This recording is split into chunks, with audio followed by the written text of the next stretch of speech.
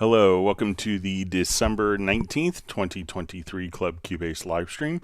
My name is Greg Undo and I'm the host of the livestream today. If you have not attended a livestream before, how it works is you can ask questions in the live chat field or simply send questions in advance to clubcubase@steinberg.de.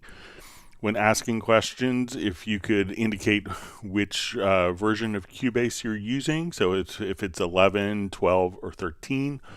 If you also indicate which level, which version of Cubase, so if it's Cubase LE, AI, Elements, Artist, or Pro, that would be helpful. And which operating system, so if you're running on Mac or Windows. My ability to answer questions in real time will probably soon be eclipsed, but I will try my best throughout the live stream to catch up. So if you don't see an immediate response to your question, we will go through all the questions chronologically as asked. There's a slight chance I may lose a couple questions depending how many questions are coming in. And if that happens, I'll let people know so they could re-ask the questions. But if we could avoid asking the same question over and over again, that would be appreciated. We should have all of the topics from today's live stream indexed and pinned to the top of the comments field so you can navigate and look for particular topics and jump right to that moment of the live stream afterwards. And if you want to search for topics that have been covered in previous live streams, you could go to cubaseindex.com. And we want to thank Jan from Stockholm for creating a website for that. We also have two people that serve as moderators on the live stream. So you have Agent K and Jazz Dude. So they're not Steinberg employees, but they just really do this to make it a better community experience. So we want to give special thanks to them. We'll also give a special note of appreciation to Jazz Dude for his work with the Cubase Nation Discord. There's a lot of great resources for the Steinberg community there, so you could check that out. We will have our last live stream of the year will be on Friday, so we'll do, since it's going to be the last live stream of the month, we will do 2 hours, and then we will do kind of a Zoom social meetup afterwards. So, and then we will resume the live stream starting on January 2nd. Just a bit of a heads up with that, with the holidays. I'll have some time off. We will also, so once again, my name is Greg Undo. I'm the host. I work for Yamaha Corporation of America. I primarily do work on Steinberg products, and my focus is on Steinberg products, and I'm based just outside of Washington, D.C. area in Alexandria, Virginia. If you're watching this live, please feel free to introduce yourself and tell us where you're from. With that, we will go ahead and begin. All right, so we see a question from Lewis Knudsen. It says, hey Greg, I'm in 11 Pro with a Claret 8 Pre interface for a live 4-piece band recording scenario. Can you show me how I could build separate headphone monitor mixes in Cubase for each musician? All right, so I think the Claret, if memory serves, has 2 headphone outs on the front panel, and I think it has additional outputs on the back. So if you want them to be in stereo, you could route outputs probably to outputs 1 and 2, to your headphone outputs 1 and 2 on the front panel, and take outputs maybe like 3 and 4 and 5 and 6, feed those into a headphone amplifier. So if we want to build our headphone mix, we would now come over, go to your studio menu, to audio connections, and we go to our audio connections here. We could right click and we could add some different components. So we could say I want to add a Q mix. We could give the Q mix a name. So I'll call this vocal.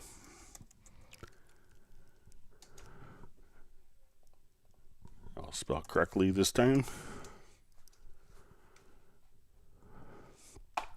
All right, so now we can see that we have 4.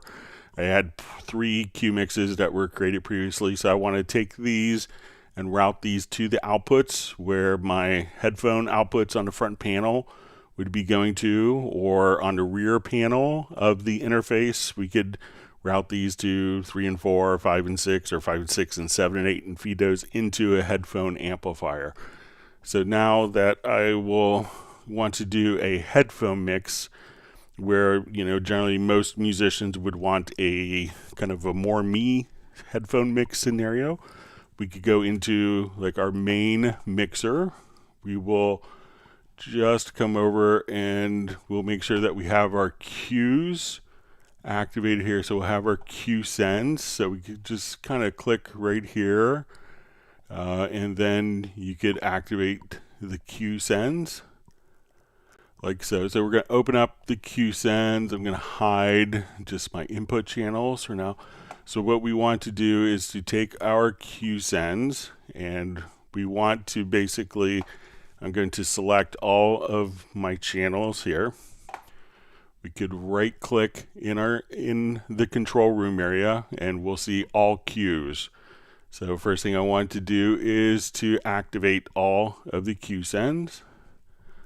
I want to come over, we will choose to, so we go to all of our cue sends. We could say we want to use the current mix levels. So assign those, and let's use the current pan settings. So again, just kind of right click in the control room and we'll say let's use our current pan settings. Okay, so now we have our cues set up. So let's say we want to build a quick headphone mix where I want to select my drums and the drummer wants to hear more of themselves. I'm going to turn on cue link. So now that when I adjust the volume of one drum, all the drums will increase. For the drums, let's go to our bass and let's say we want to send more of our bass into the bass player's headphone mix, and the guitars want to hear more of themselves. So as we go to listen to it, if I wanted to now listen to the different cue mixes, we can just come over here. So let's say as we're playing,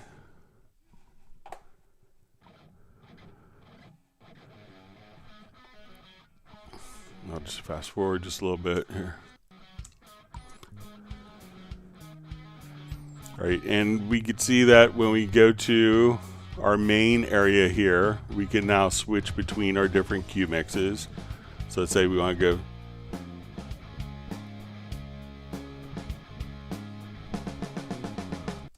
So at this point, what we would want to do is, as we're playing, we'll just fast forward a little bit again. So we'll see our cue mixes labeled here. So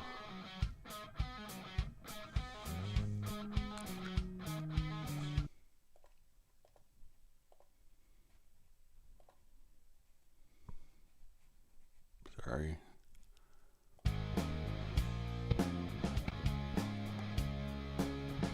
And then at this point, you could just click on, let me just check one preference here.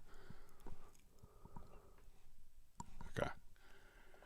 And then all you'd have to do is you could just click here to switch between your different cue mixes, and then that would be all you do. So at this point, you set the levels directly here in the cue sends, and then as we kind of go to the main area, we could see our individual cues laid out for us right here. We could pick and choose which ones are hearing the particular the mix if you want to have external. So, and then you could just click on these buttons here to just listen to the different cue mixes. So give that a try. All right, our next question. And also, if I didn't mention it, if you're watching this live, please feel free to introduce yourself. Tell us where you're from. All right, so we see Jan from Cubase Index from Stockholm. Thanks for being on. We see John Barry from the English Riviera. We see Alexander Plasko from Connecticut. We have John Costigan from Kenosha, Wisconsin. All right, so we see from JB Cubase, JB asks, Cubase 13, I get the on-screen keyboard filtered this command a lot. I have to Alt-K to bring up the keyboard and Alt-K again. Is this a bug? So it's not a bug. It's what's happening is I'll just come to different project here. So what the on-screen keyboard allows you to do is to use the keys on your computer keyboard for particular functions. So if we open up, let's say we go to this Rhodes patch, this Rhodes, and I bring up my on-screen keyboard, I can play the keyboard.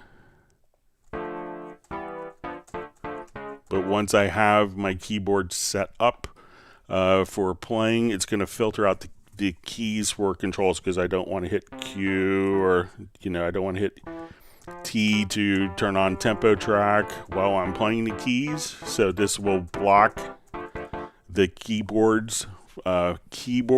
the functions from working while this is on. So if I go to, come over and say, let's do a keyboard shortcut. So I just want to hit Control Y. It's not going to do the keyboard shortcut or if I hit 2, it doesn't take me to my right locator, because we told Cubase to lock out the keyboard only for playing back the MIDI notes. So what we could do is just come over again and just hit Alt or Option plus K to close the keyboard, and then all your keyboard shortcuts work. So while the on-screen keyboard is activated, it will take your keys and use it as your MIDI controller as opposed to keyboard functions. So it's not a bug, it's just what you're telling the program to do. All right, great to see Matt Elston on. All right, we see Stefan from Sweden. All right, so we see question from Dallas LaRue, who says, when having 2 marker tracks open, what does it mean to have one activated? All right, so if we come, let's say we have a marker track here, and I'm going to add a different marker track. Let's say, so add a marker track directly below it. So we have 10 different marker tracks. So one may be for, like, I have to edit, fix these particular elements.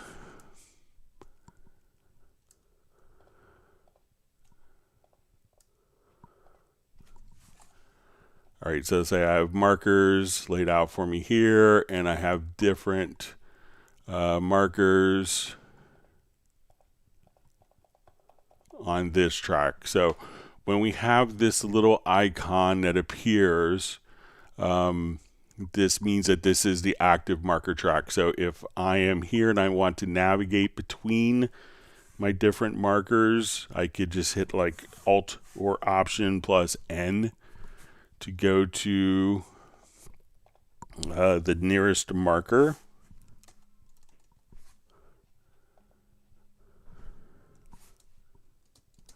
So this way, as we would see our marker list here, when I go to this, we could have a completely different marker. But if we wanted to go to the next marker, if we were navigating to our next marker here, we can see that this is the active marker track that we actually can navigate based on the actual marker track that is activated. So this way now I could navigate between my different markers, but when this is the active marker track, when I look in my markers here, we could go to our bottom marker track, just kind of laid out for us right here. And then so we could pick and choose which is the track that, when we go to navigate and have different markers, that this would automatically be kind of assigned to. So as we want to jump to the particular markers, or as we're here, we just, so that's why that's how to differentiate between multiple marker tracks. All right, wonderful to see Uno Momento from Finland. Thanks for joining us, being such a loyal attendee. All right, We have Martin checking in from Germany, running Cubase 13 Pro on Windows.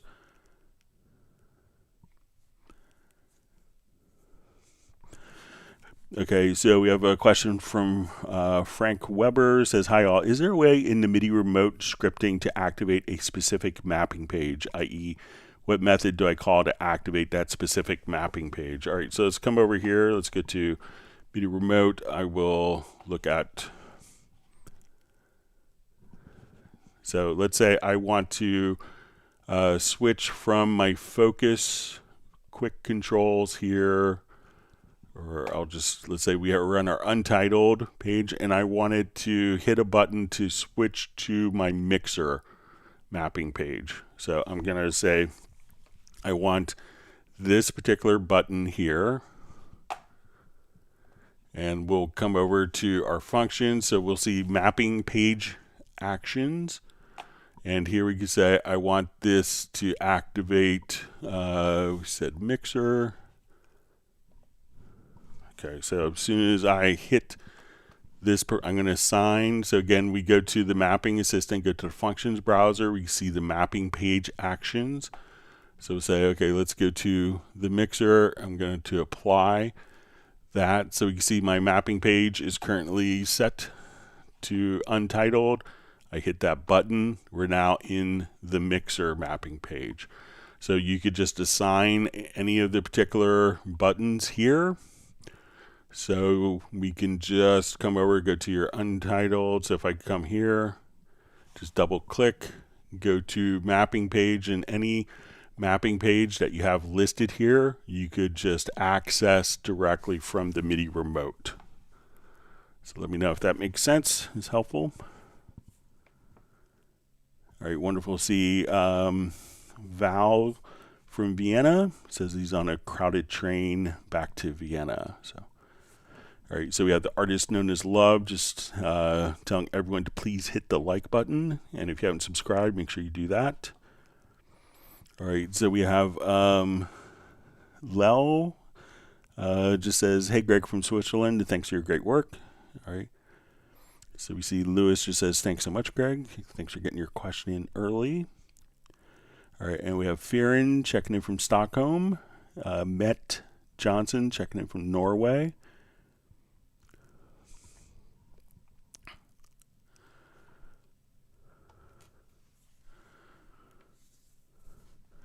All right, so we see a question from Dallas LaRue, says, on some of the plugins of the vocal chain, is the wet dry mix the same as sends? Is the output used for makeup gain on the compression? So yeah, you could use it to kind of blend. So let's say if we come to a vocal here, we'll go to our vocal chain. So a lot of times people may be running it as an insert effect. So if you're running as an insert effect and then you put a delay on your vocal at that point, so when we look at our delay, we could set the balance between the two different sources. So you say, okay, I want a stereo delay, and as we would just come over here, we could kind of just set that particular balance. So let's say if we activate like the reverb, we would probably see like our balance. Let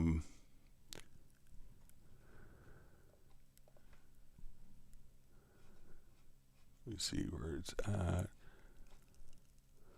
But that is kind of the intention of it, so that you could run it as an insert. It also, when we have, if we go to like our compression stage, that we could set kind of the dry wet ratio, so that we don't necessarily have to set up if we wanted to do like parallel processing. So a lot of times people may take a compressor and run one channel. They may send it to one path where it's not affected, and then another path where it could be compressed, and they would blend the two channels with this wet dry ratio that we see here. This would basically negate the need to have a separate path for parallel processing. So you could blend how much of the compressed versus the not compressed signal directly from the plugin directly there. And we see the output. We could use that for makeup gain if you needed to, or if you just wanted to boost more gain on different dynamic stages.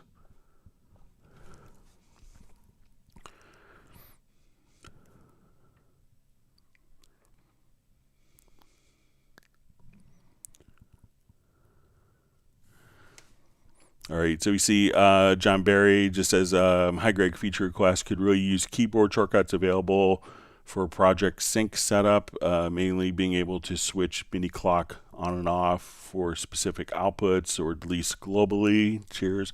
So I'll pass it along. So a lot of times I think that people, if you're in kind of a synchronization setup, may just, so let's say if we come over here to destinations and we want to send MIDI clock. So it could be tricky because if you have a keyboard shortcut, that turns on specific functions, like we could maybe say send MIDI timecode, but everyone's MIDI devices could be completely different.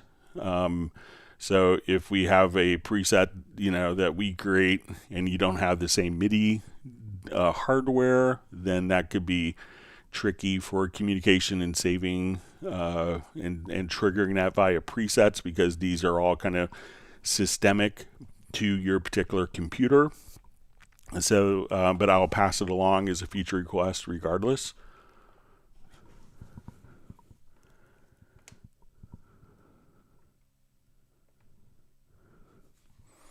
All right, so we see a question, would you recommend to put mastering plugins like Ozone, etc., pre or post fader on the master? So I think most of the time people would put it on post fader so that it doesn't necessarily, most people would choose for it to not affect the gain structure based upon the master fader. So I think most people doing kind of mastering processes would choose to do kind of post fader, but give it a try and see if it makes a sonic difference for you. There could be arguments for running it either way.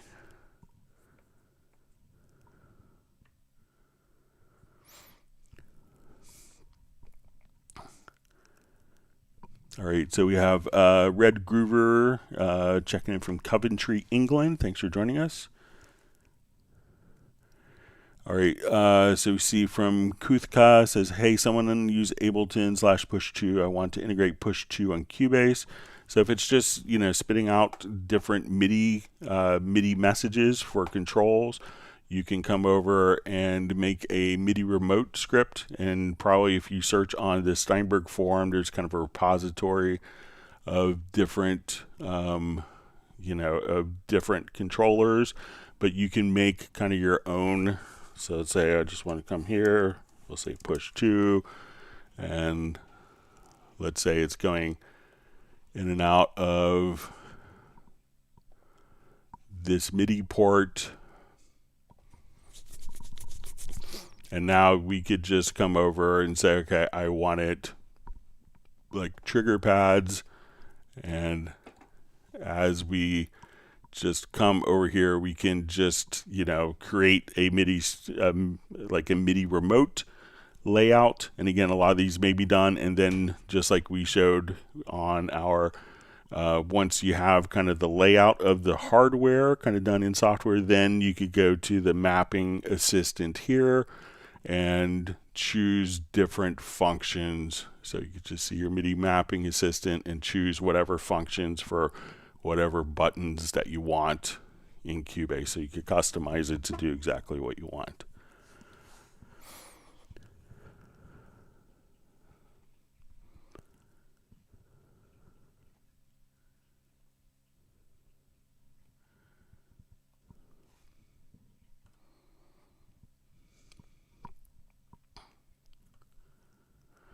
Okay, so you see from JB, does editing samples, rename, pitch, cut, etc. in the MediaBay permanently affect the original samples on your hard drive? So generally, the editing doesn't occur in MediaBay.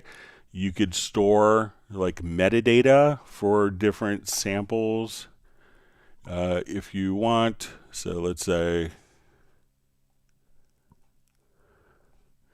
if we want to go to, different samples.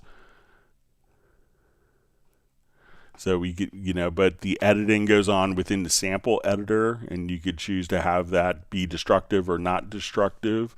But generally, if you're putting in additional metadata, root key and tempo, that information can be embedded in the audio files. But generally, you don't do any of the sample editing within MediaBay. All right, always wonderful to see Brian Sawyer from Beulahville, North Carolina. Thanks for joining us today. We see Daniela Tocan. We see hello is today's Zoom stream, so we'll be doing it on Friday.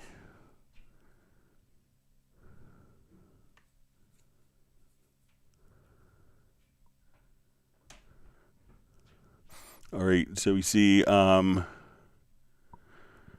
Kuthka, it says, is it possible to transform MIDI note output with trigger button on Cubase? So I'm not sure if you want to actually, maybe if you could specify if you want to just trigger a MIDI note. So any controller that can, a lot of controllers are kind of like set up drum pads can be used to just, transmit MIDI information.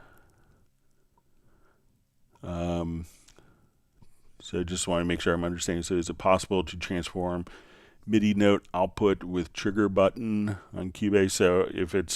So as long as the controller is transmitting MIDI notes, you can, but let me know if I'm misunderstanding. All right. See MW just saying much love, G Unit. All right.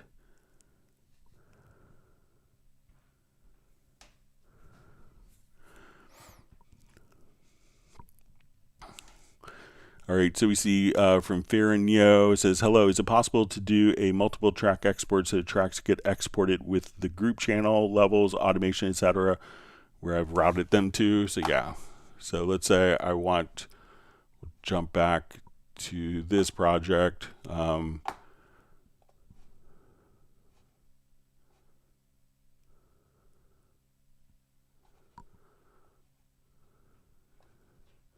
All right, so let's say I've assigned all of my drums to a group.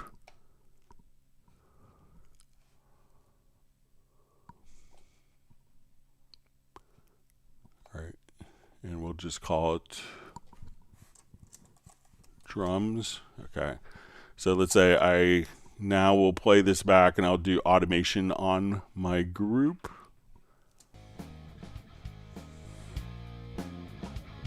And let's say I want to have effects going on, so I'll just put a black valve compressor on.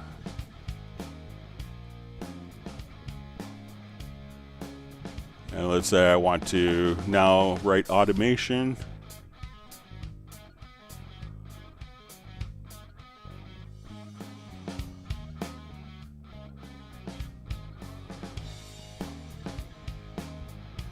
Okay, so we have, let's say, our automation. So if we want to do an export, I'll just make it kind of a small section here. All right, so now when we go to our export audio mix down, we could say I want to do multiple mix downs. So we could say I want to take my drum group, and I want to take my individual tracks here, say my drum tracks. And on the effects, we could say I just want to include the groups and sends. I'm going to just come over here. Let's put these into new audio tracks. All right, so now when I come over, we'll choose to export the audio. We're just doing between the left and right locators. I'll just make it a smaller time.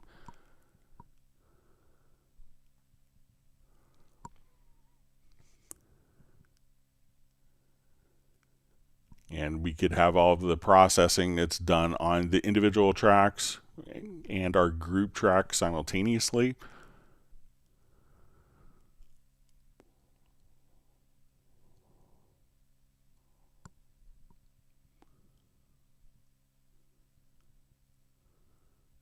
All right, so we'll look, here's all of our new tracks. So if we wanted to just look at our drum group, so we'll just listen to that. So we can hear the compression on. And where we had the automation, we could see that kind of reflected in a waveform. So, and if we wanted to listen to just the individual tracks with their processing applied,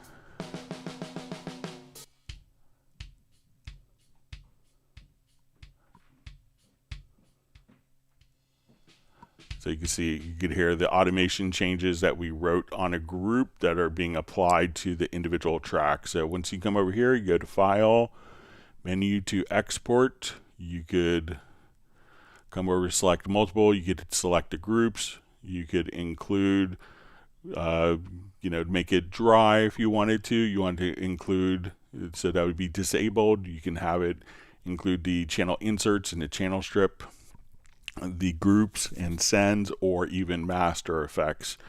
So you could have and once you click on multiple, you can say I want the groups as well as the individual tracks to be rendered just like that. So let me know if that's what you want to accomplish.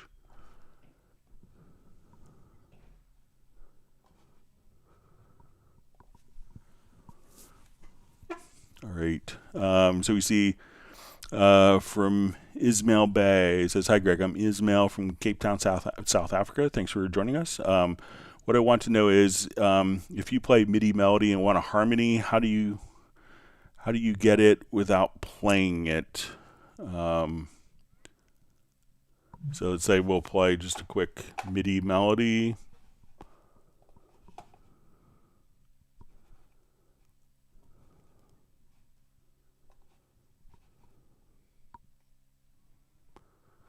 All right, so say we'll come over to, we'll activate this project.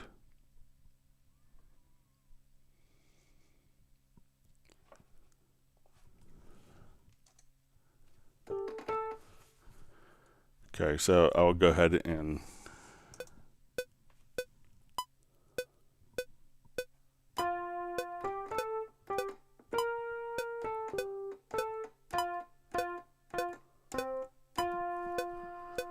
all right, so let's say that's our melody. Let's say, and you want a harmony and you don't, how do you get without it playing it? So what we could do is come over here. Let's look at our,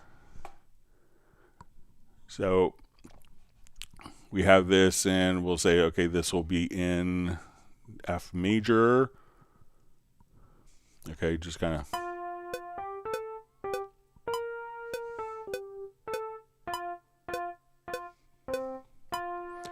Okay, so I'm going to just select all of the notes. So we go to what we call the scale assistant. So once we see our scale assistant, we can say, okay, I'm in F major. I want to select all of the notes. So I'll hit Command or Control A. I'm going to move this, hold down my Alt or Option key. So I'm just going to move it up a major third. Now this may not work. So I'm going to hold down the Alt or Option key. And now let's say, now as we do this, we're going to have different major and minor chords. So what we could do now is just say quantize pitches. So we could say select all, and then we could do kind of a scale quantization. So now as soon as we do this,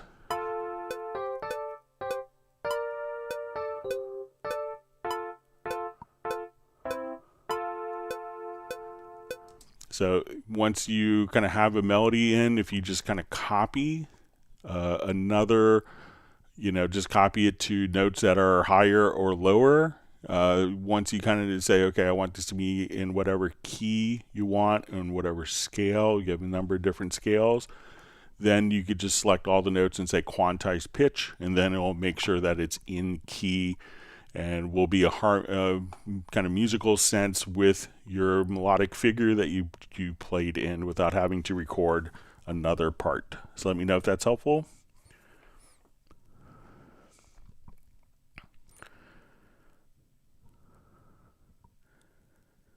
Okay, so we see from values is what are the different panning laws meant for? Is it just a mixing decision, or does it have technical use also? So, when we take two sources, just in physics themselves, if we take, if we have two different tracks, and let's say we have like an oscillator playing on one track, we have just an oscillator example here. So if we take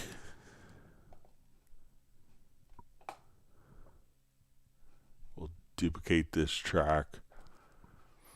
Okay, so let's say we have I'll just turn this down, this will be annoying to listen to.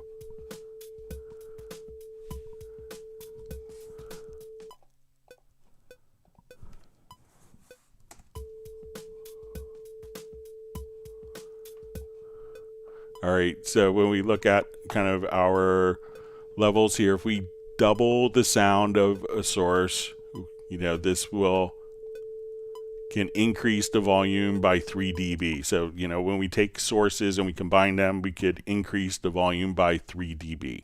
So this really kind of makes a difference when we do panning, because if we pan something, what our pan law is going to do, and you can find this set up in the project setup, you could have different pan laws set up. So we could say that, as we choose to do panning, so let's say we have our source and we take a source that's panned from left to right. If we manipulate the pan laws, if we go kind of hard left and hard right with the same source, and then we bring it into the center, that level is going to increase because we're combining two different sources. So depending on your pan law setting, by most of the time that would what is on pan to the hard left and hard right can be can sound lower in volume than what's kind of panned in the center.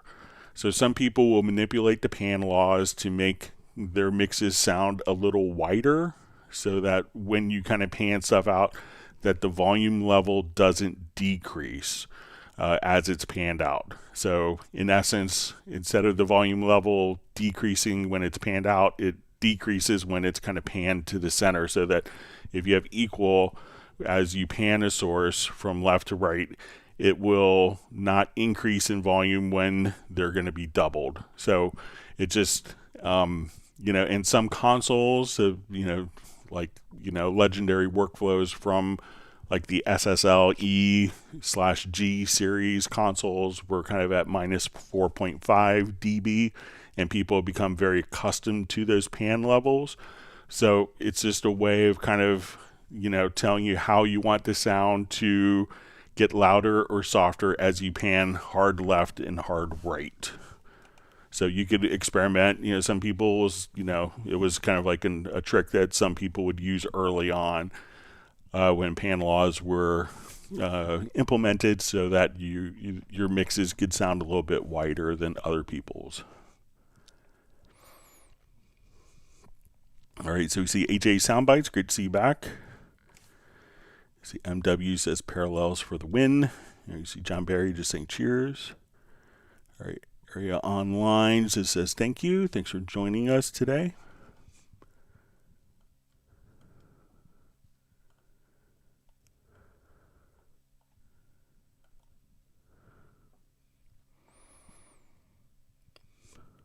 Okay.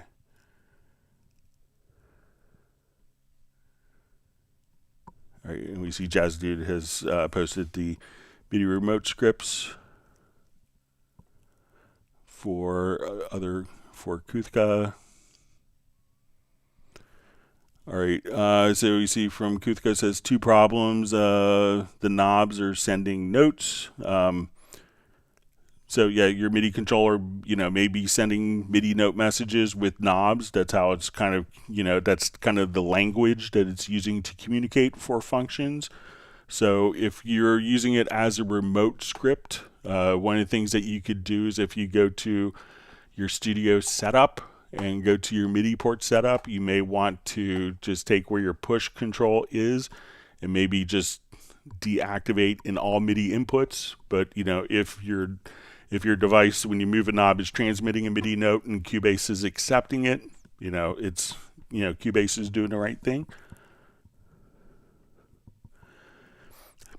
All right, and we see and the pads don't work logically with Groove Agent, for example. So if you want to trigger Groove Agent, so you want to just basically map the particular notes to Groove Agent. So let's say if we have Groove Agent on here, we'll open up the instrument. One of the things that you could do if you want to quickly assign the pads to different notes is if you click right here, we'll see a hardware controller mapping. So you could right click and say on the note, and you could once you're here, you could say edit learn trigger notes and then hit the pad, and that will assign that MIDI note message to the pad.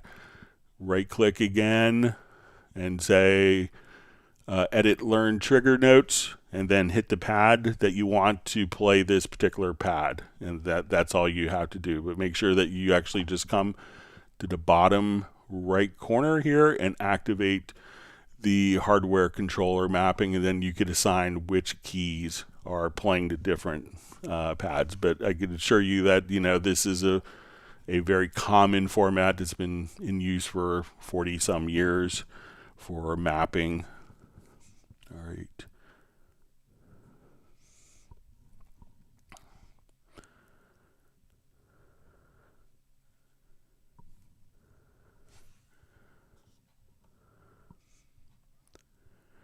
All right.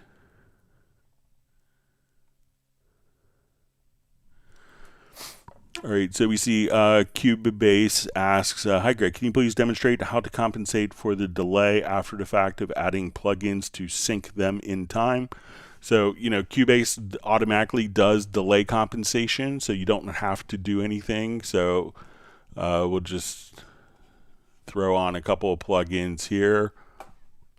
I will do new project, and we'll just kind of show this. So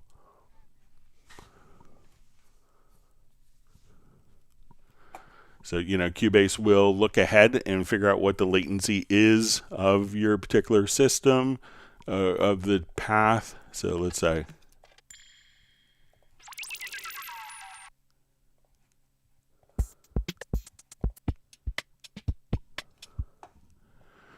okay, so we'll come over here.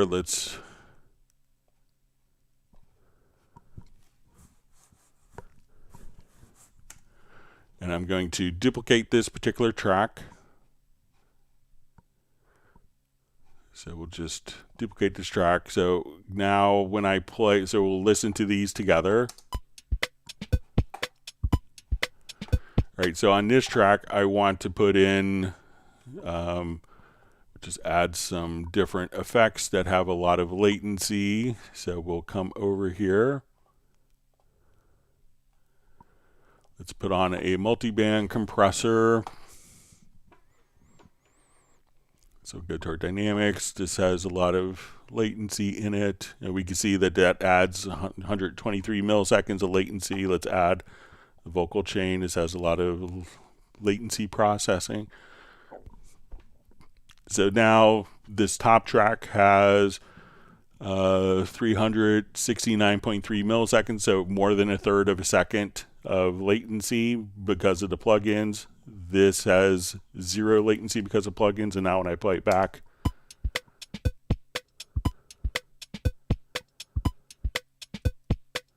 there's no timing problems at all. So they're completely in phase with that. When you run into problems is when if you have like high latency plugins on your system, and while you're recording, the monitoring path that you are hearing will have latency. And what you could do is, most people would choose not to run high latency plugins during tracking. But if you do, you can just come over here and activate the constrained delay compensation. And once you do that, that will disable plugins that have high latency. And you could set the threshold for that in the preferences. So, but you don't have to do anything in Cubase. Cubase will automatically compensate for the latency of your signal path for you. All right, always wonderful to see Michael Teams from Weatherford, Texas. Glad you could join us.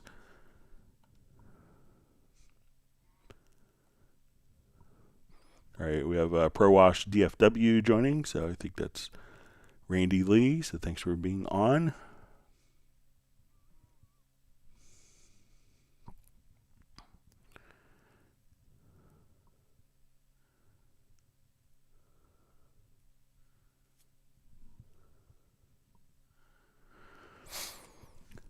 All right, so we see from Laszlo, it says also it's not possible to navigate in the preset list of MIDI device with the cursor keys up and down. So let's see if we want to let's add an instrument track. So let's come over here, say we want retro log. So once I have that selected, so it looks like we could kind of navigate, and I'm just using my up and down keys. So let me know. So it's not possible to navigate in the preset list of the MIDI device with the cursor keys up and down. So I mean, it seems like that's kind of working as expected, and as soon as I let go, that the preset is loaded up. So let me know if I'm doing something differently than you are, or if it's a third-party VST that's not using VST3 presets. That may work differently, but it looks like that's kind of functioning as expected.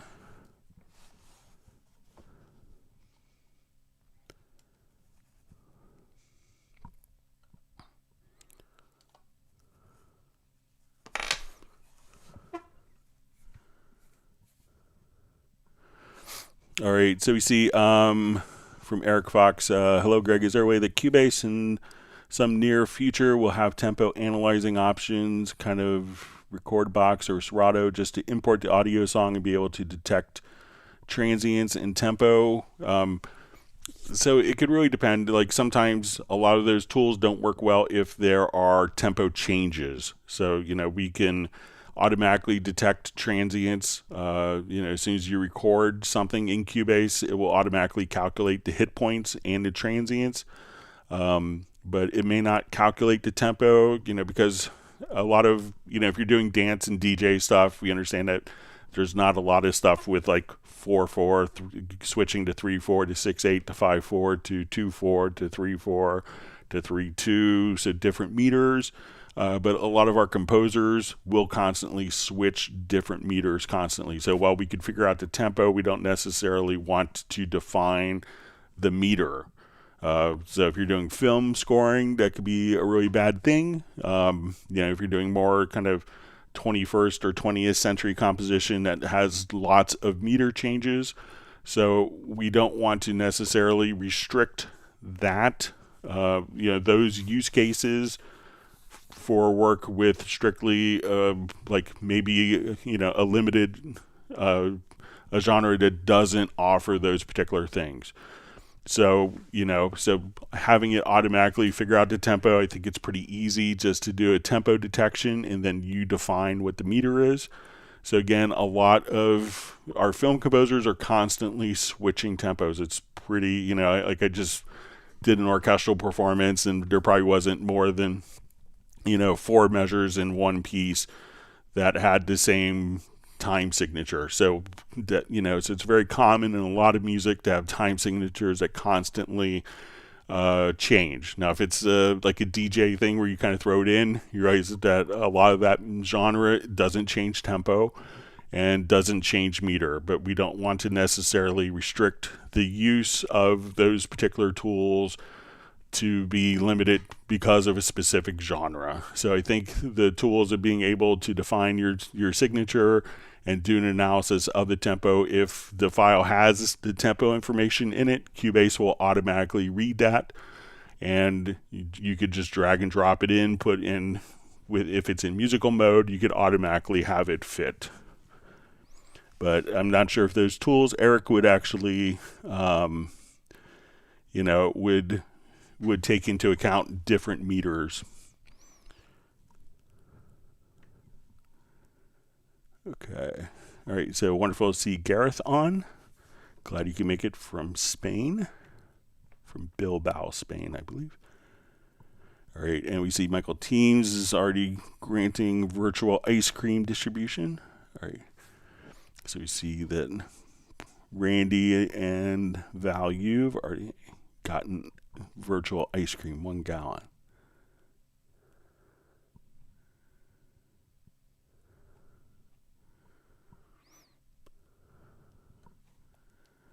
All right, wonderful to see Peter checking in from Montreal. We have got your, thanks for being on. I got your emails for your prize. So I haven't gotten the codes yet, but I'm working on see if we get them before Christmas. But for Got Your and Ascending Planes and John Costigan, so just a quick heads up with that. I'll keep trying.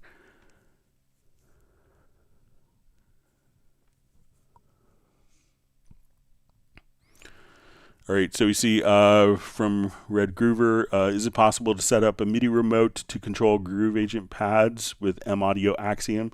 So you don't need to necessarily use a MIDI remote for pads. All you'd have to do is when you go to add an instrument track, like I have just a Nectar controller here, we'll open up a Groove Agent SE.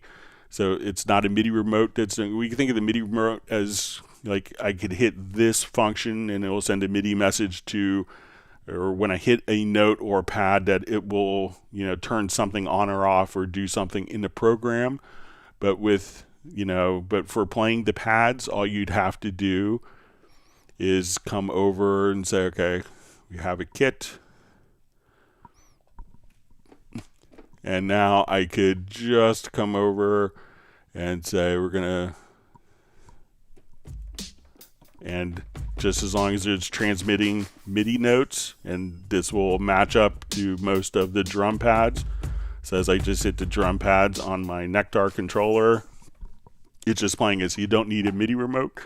If you want to, you know, we could see the particular MIDI note that's going to be transmitted. And again, just like we had mentioned earlier, if you wanted to reassign those particular notes, that you could activate the MIDI remote mapping, right click, edit, learn trigger note, and then just hit, and you could assign, and that will take you to the next pad automatically, but you could just assign your different pads. But you don't need to use a MIDI remote because it's just taking a MIDI note on, note off message from your pads, and you could just play it. So just like if we had a retro log patch, I could just come over and play my retro log patch as well, just using my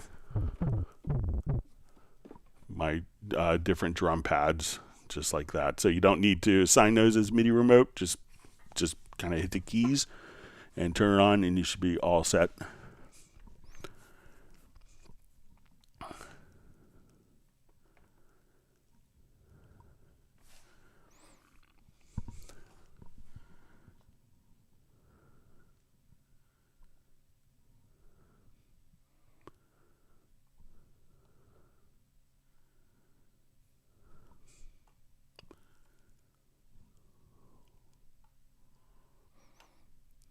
All right, sorry, my chat field just jumped.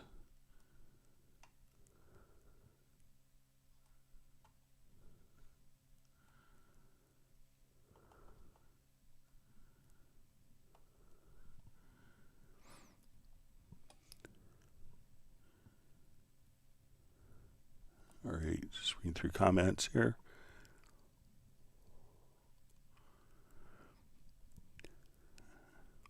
All right, reading through. All right, so we see Mark Rabin and his dog Stella are present. So everyone say a big woof to Stella. Glad you can make it from Montana.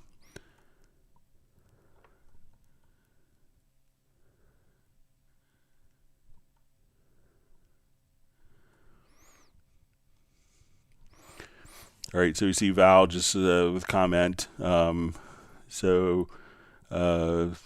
says, thanks for your answer. So for my ADHD mind, it makes more sense to leave the pan law on plus 6 dB for wider mixes.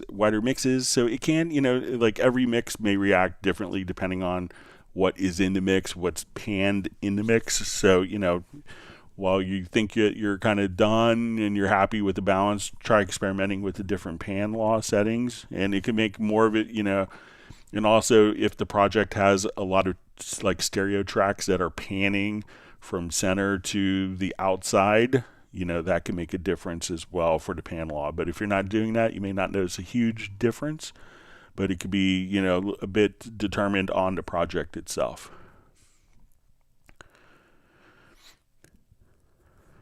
All right, so we see Mark Rabin just says, Greg, there's an update available for your version 13. So I think I'm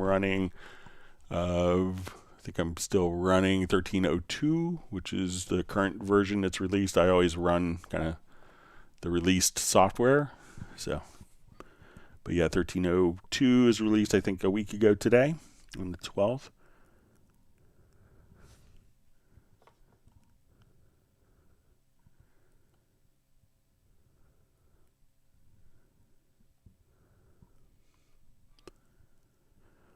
And we see a comment from Val says, I usually work in mono to be compatible over multiple system, phones, etc. So I'm really unsure about setting these pan laws. So I know a lot of people, like some very successful mixing friends that will do everything, get all the balances as much as possible, everything set in mono, and then kind of bring it in stereo as a kind of like a final check. And they always feel if their mix sounds great in mono, that stereoizing it a bit will only improve it.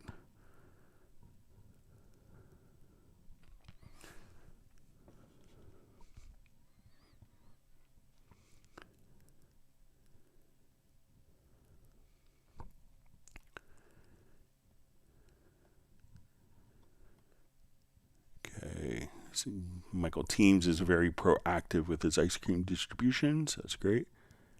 Everyone loves it. All right, and we have Benny from Sweden joining and just apologizing for being late, so you don't have to worry about being late. We're just glad that you're able to make it.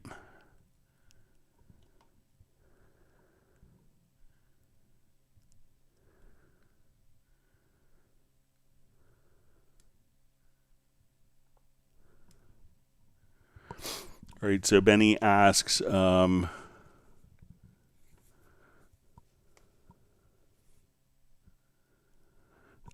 says, question, if I have, for example, a bass that is controlled by a chord track, how do I get the MIDI?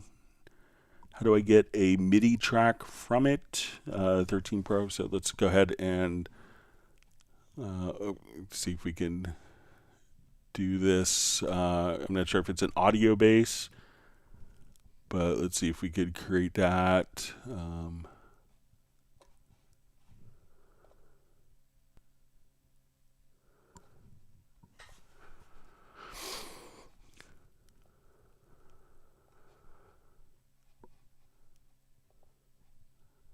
Okay, so I'll just come here. Let's create a chord track from our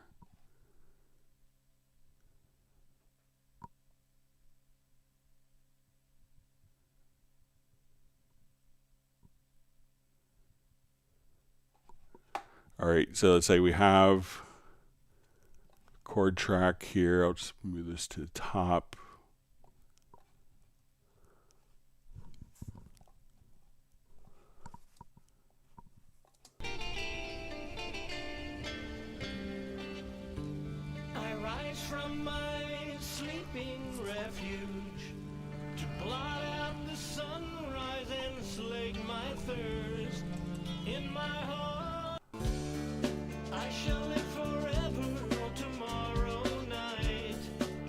All right, so if we now have this follow the chord track, so I think maybe what you want to do, Benny, and you could correct me if I'm wrong, is take like a bass line, maybe an audio bass that's following the chord track, and convert it to MIDI. I'll just reread this.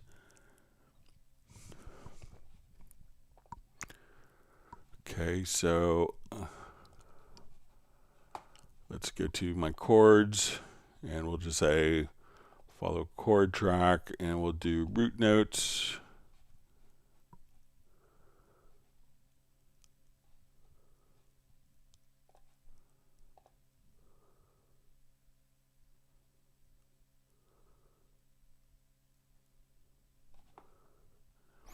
All right, and I'm going to duplicate this version. Let's take our original audio here. So I think if we go to bounce selection, and we'll replace it, let's say just on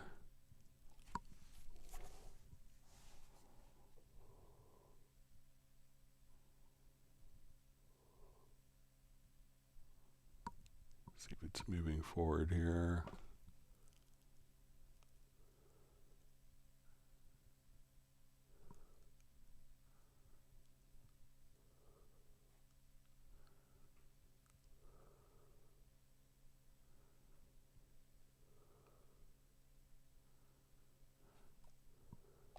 I don't think we would have to bounce the selection. We just probably come. Let me see if I can just, I'll do a quick force quit on this. But I don't think we have to bounce this selection. So let me just do this one more time. So I think that once we move the particular events, it kind of utilizes the chord track and very audio for that.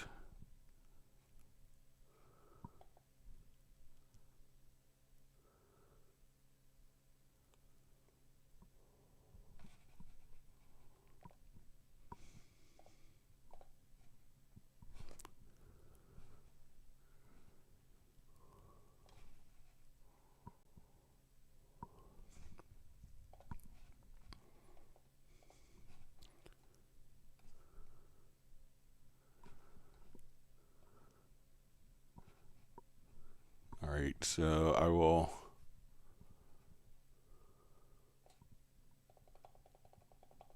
join all these together here quickly.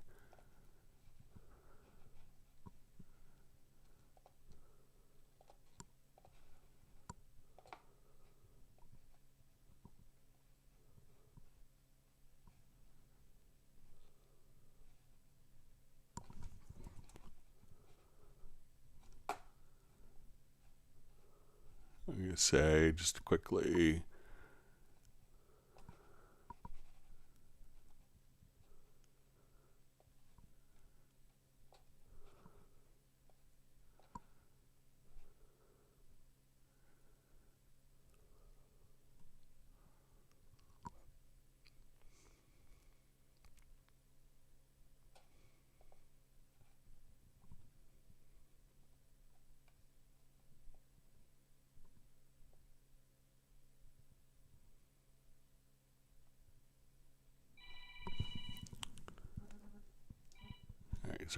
all right, so we have our chords kind of laid out for us. So now when we go into, let's say, our very audio,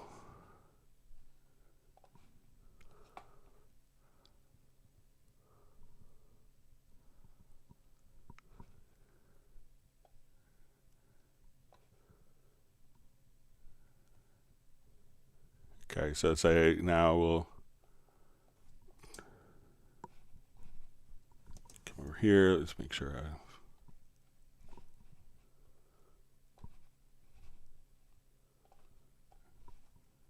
switch my audio interface.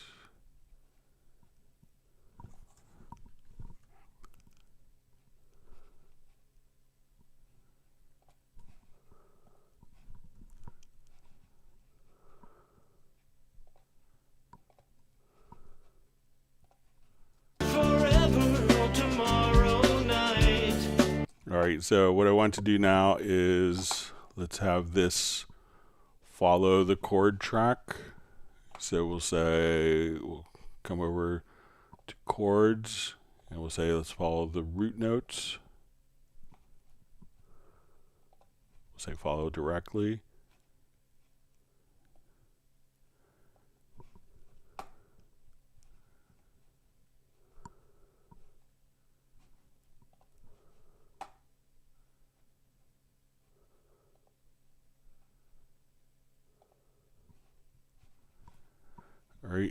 And now when we want to turn that into MIDI, so once we're in our very audio editor at this point, we could just go to the functions and choose extract MIDI.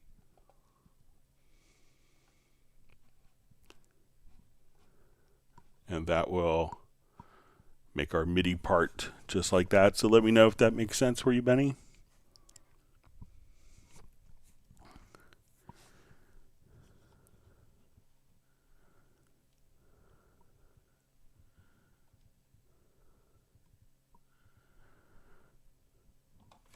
All right, so we see from Laszlo, it says no outboard MIDI device, what we need, no VST, the bug is observable with outboard MIDI device preset list, works fine with the VST plugins. All right, so let's say we add a MIDI track, and this is kind of navigation.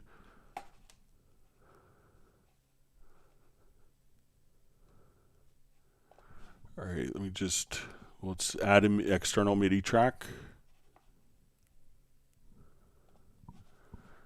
And we will come over here. So let's say we have maybe a patch script. So we have the Yamaha VL70, let's say. So when I come over here, these are all of our patch scripts.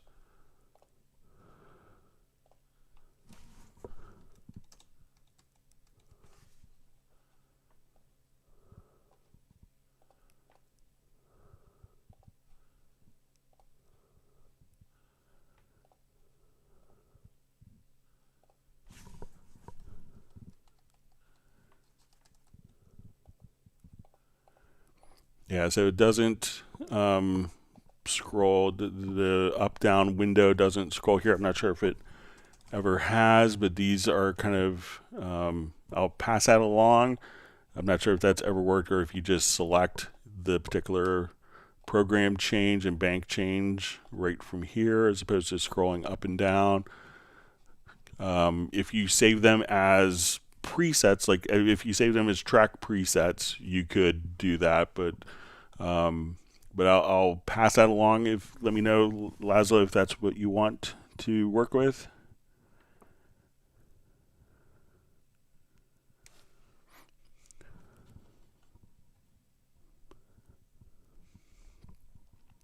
All right, wonderful to see Nick on from Essex in the UK.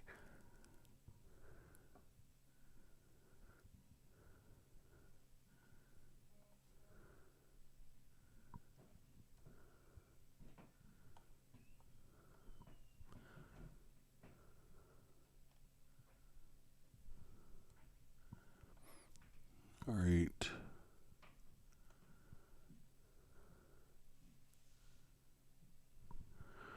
All right, so we see Musictron just says, what could be the issue that makes Cubase 13 take forever to start up, especially on the first initial startup of my computer, which is Windows 11 i9 PC?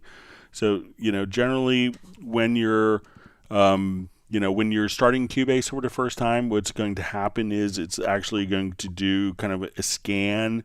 It's going to do kind of a test of all of your plugins. So it's going to test the latency of all the plugins, and it's going to do kind of an integrity check of all of the particular plugins that are being used in your system. So if some plugins are being blocklisted, meaning that they kind of failed the integrity test, and then you go to reactivate them, that could be causing Cubase to open up. But the very first time, it's actually scanning for the latency and for the quality of the plugin. So that is why the very first time it could take a while. Some other things that could be causing a long startup could be USB bus power issues. So try disconnecting devices like maybe a portable hard drive if you have stuff like that that's on a USB bus. Sometimes when they take too much power away from the system, that could cause delayed startup times as well.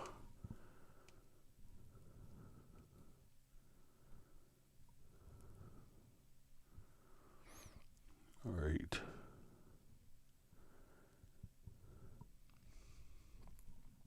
All right. So we see Michael Teams has granted my family and myself 1 gallon of peppermint bark ice cream. Sounds good. Thank you very much. I'm sure my son will love it and probably eat all of it for dinner. All right, so we have Mark Madsen checking in from Chicago. Says it's always great to learn here, so thanks for joining us.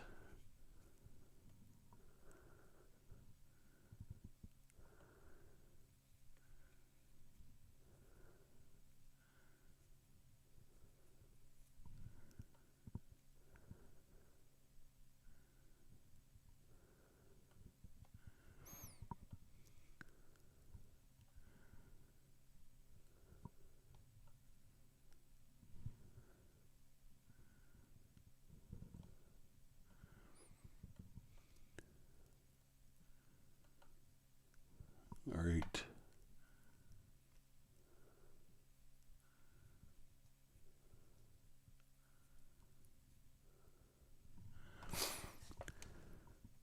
Okay, so we see from Benny, it says, sorry for being unclear. I use a bass from HALion 7. The track is empty, so the bass only follows chord tracks. I want to get a MIDI track from it. Okay, so I guess you have... okay, so let's say you want to take the output of a MIDI track. So let's say we have a bass in HALion 7. So let me open up an instrument track here. Okay, so sorry for misunderstanding. So let's come over.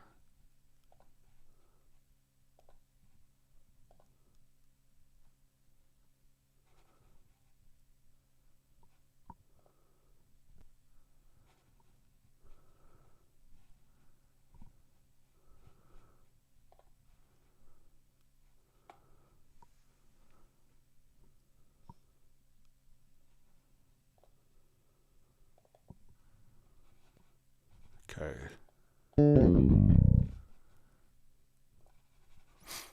Okay, so we want this to play out. All right, but we want this chord voicing to only be set. So we'll say follow the chords.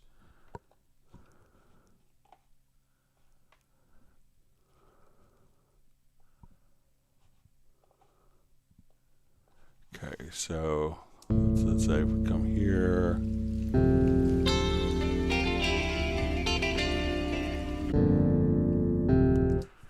Okay, so let's come.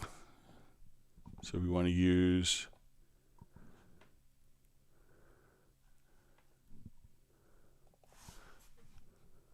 All right, so let me just see if I hold down Shift. I'm going to just go to the HALion 7 here. And I'm going to take the chords. Let's try this. So let's go to our MIDI. And go to project to chord track. And we want to say chords to MIDI. All right, so we have the chords here. And now we want this. So we have some data that's in there. So let's go to our chords and say we only want root notes.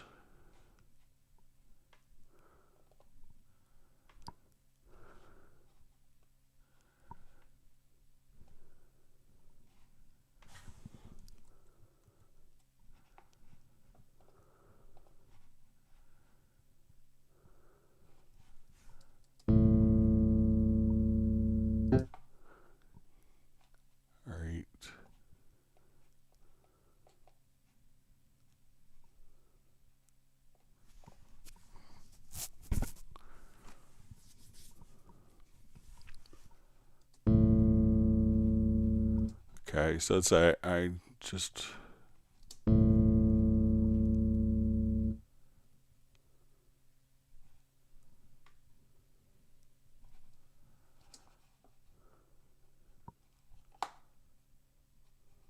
Okay, so we'll get to the chords.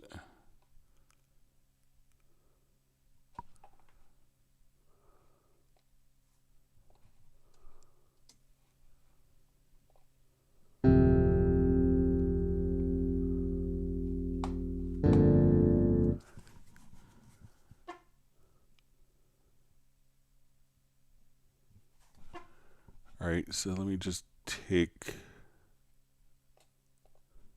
let's say if we have this event, let's get to our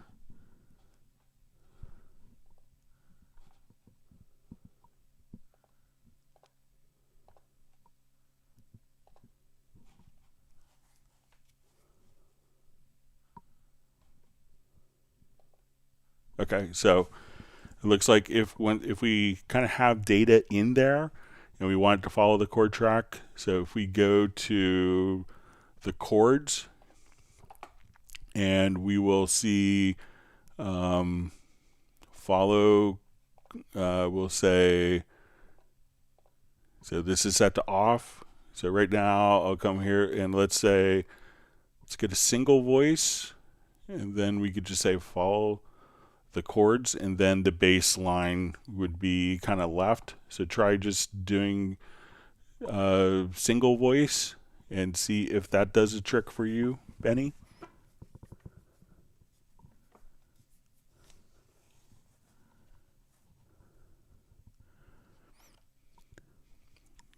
So to see some comments from Laszlo. So I'll go ahead and mention that to the team. That I'll check to see if it is behaving differently in 12, but I'll go ahead and pass that along. All right, so Mark Rabin wants to know if people are having fun yet. So, and he responds in a very Pete Townsend, "You better, you bet." Off face dances. You better, you better, you bet. Always liked that album. Anyway.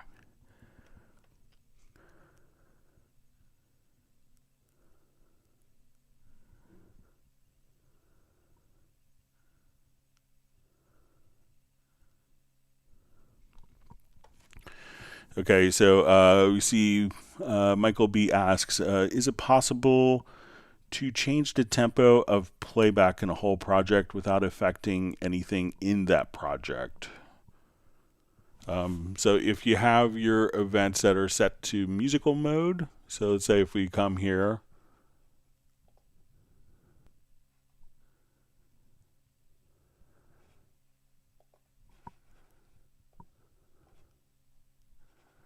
okay, so I'm going to select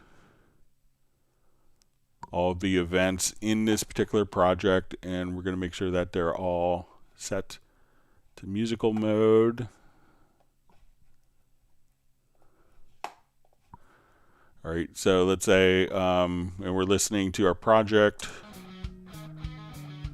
So now that they're all set to musical mode, I could just change the tempo right here. So say 120. So 140. So it's obviously it's changing the tempo. So 88. But all the other settings are the same. So if you had MIDI tracks or audio, you need to take the audio and make sure that they're in musical mode. We could select all of the events on your project window here, and from the info line choose musical mode, or if we go into the pool window, which is control or command plus the letter P, you could select all of the audio files here and just activate musical mode for all the files right there. So let me know if that's what you want to do.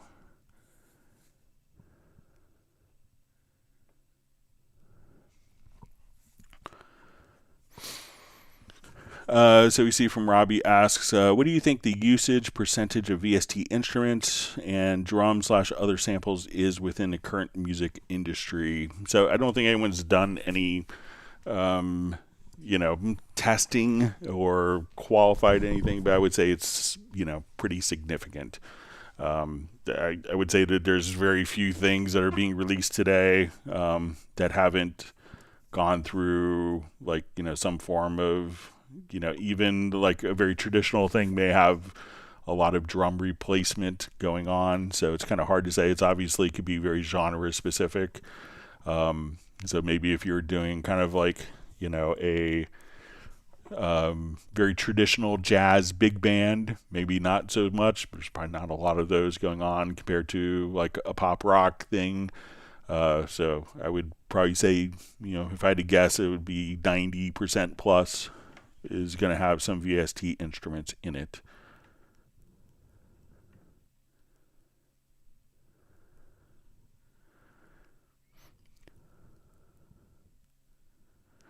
So you see from Benny, he says, thanks, Greg. Now I get it. It works fine now. So that's good.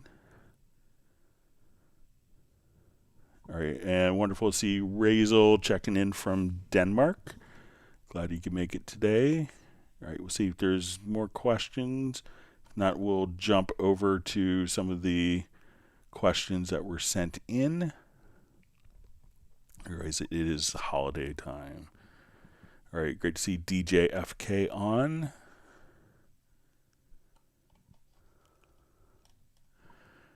All right, so I'm going to jump over to a question or two that was mailed in.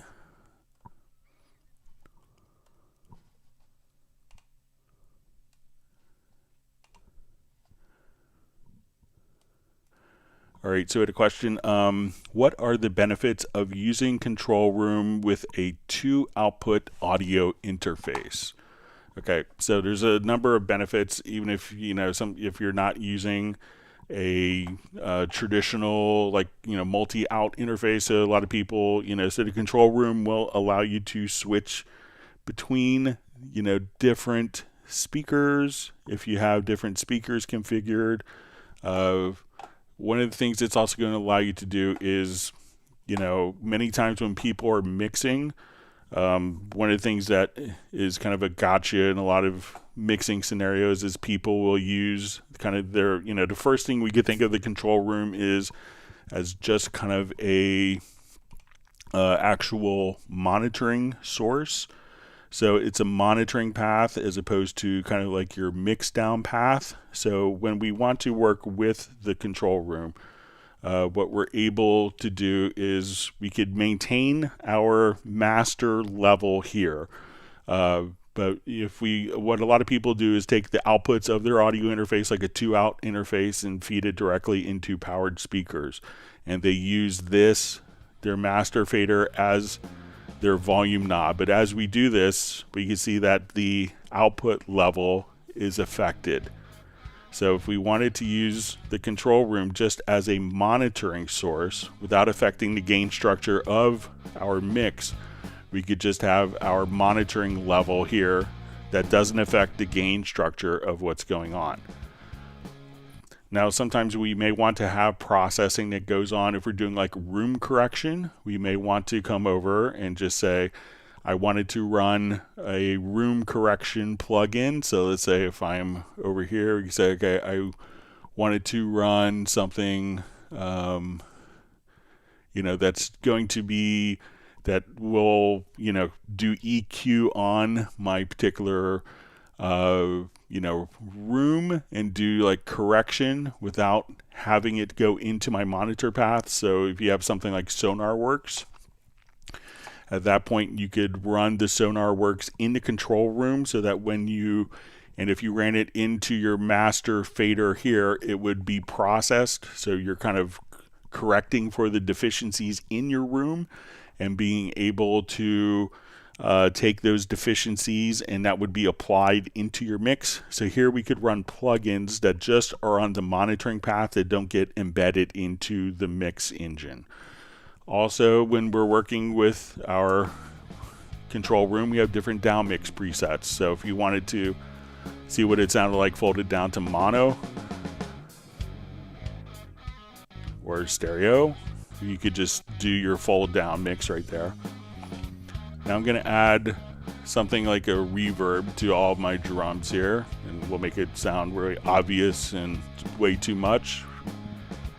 So we'll add, let's say, a reverb to our selected channels. So we'll add, let's say, a revelation. All right, so now let's say I want to solo. I'll just come over here. Let's say I just want to put the reverb on. I'll just select a number of channels here. So let's say I want to take the reverb that's just going to be on my snares.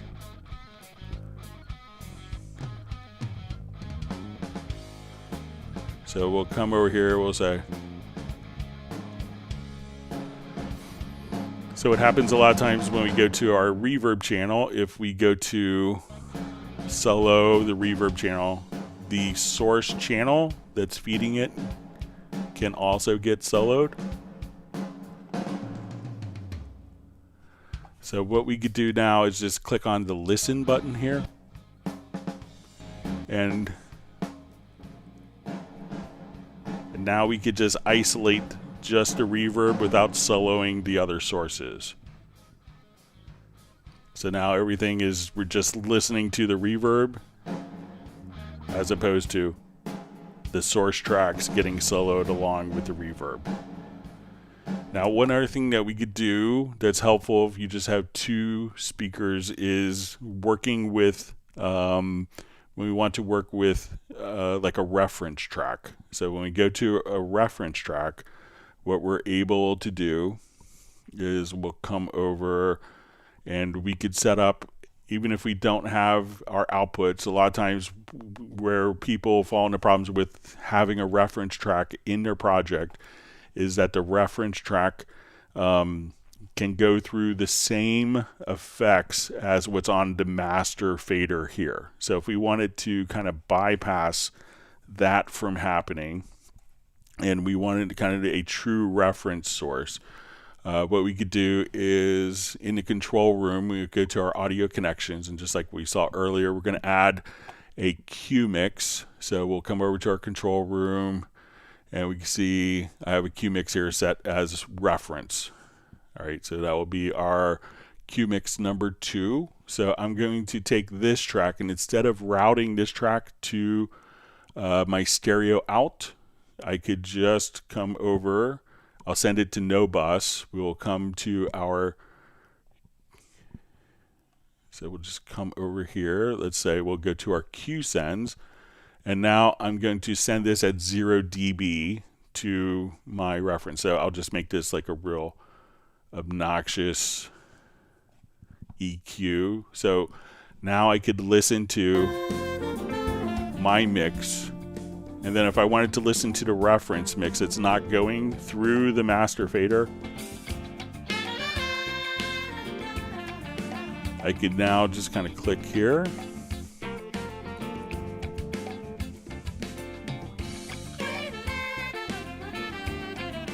So we can say, okay. So I could listen to the mix that's going on, and I could listen to the reference mix and just go back and forth between those.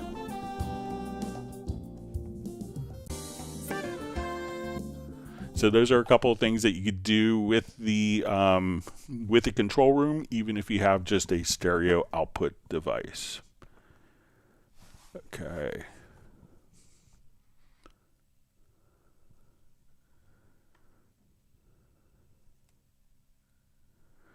All right, so we see where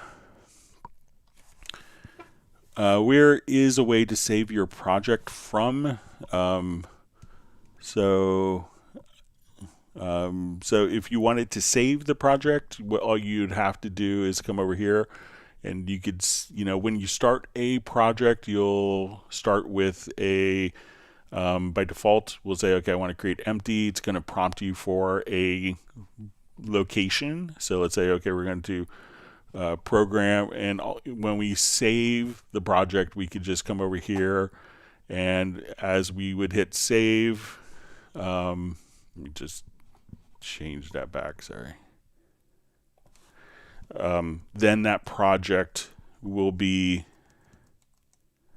automatically just kind of saved, and if it hasn't been saved, it'll prompt you to name the particular file. So so you could do that. Now if you wanted to save the project, if you maybe were sloppy with different files and you wanted to consolidate everything into a new location, at that point you could choose backup project. It'll ask you to choose a new folder, and then all of the files used in that particular project can be consolidated into a single folder by using the backup function.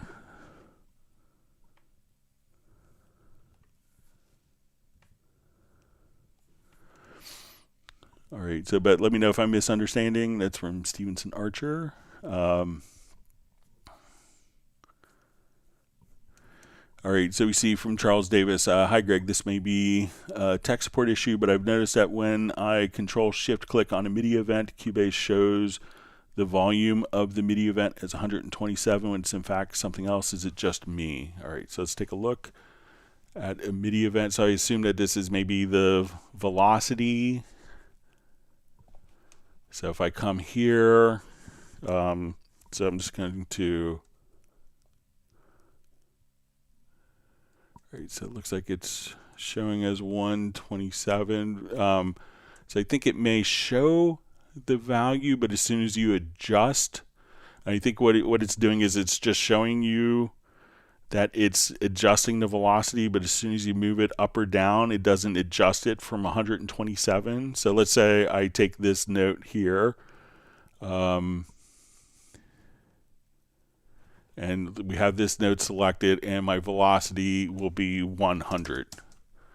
Okay, so when I click here, it'll say 127. That's just kind of to indicate that it is adjusting the velocity, but as soon as I move it ever so slightly down, it moves it from a value of 100 and not 127. So I think just visually, it'll show you 127 just to indicate to you that it is adjusting the velocity, but it's not actually jumping that particular velocity to 127.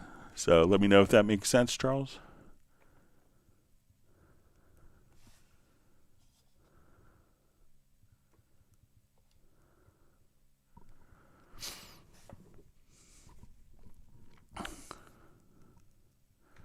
All right, so we see from Robbie Becky, Greg, could you please tell us how to find the sweet spot on a gate plugin so it doesn't eat away a lot of the vocal signal, just the big gaps, and tries not to affect the sibilance? All right, so let's go ahead and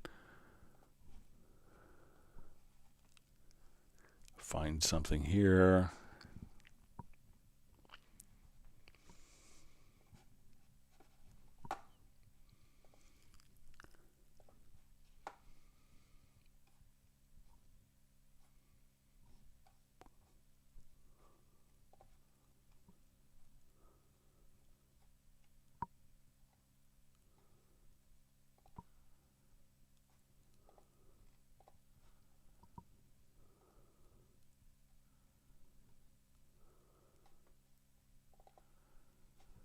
Okay. So this one could be good for gating. All right, so let's.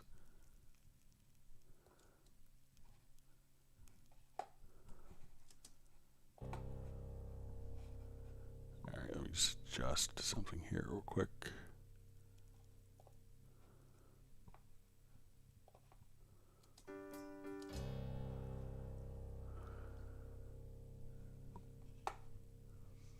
All right, so let me make one adjustment here.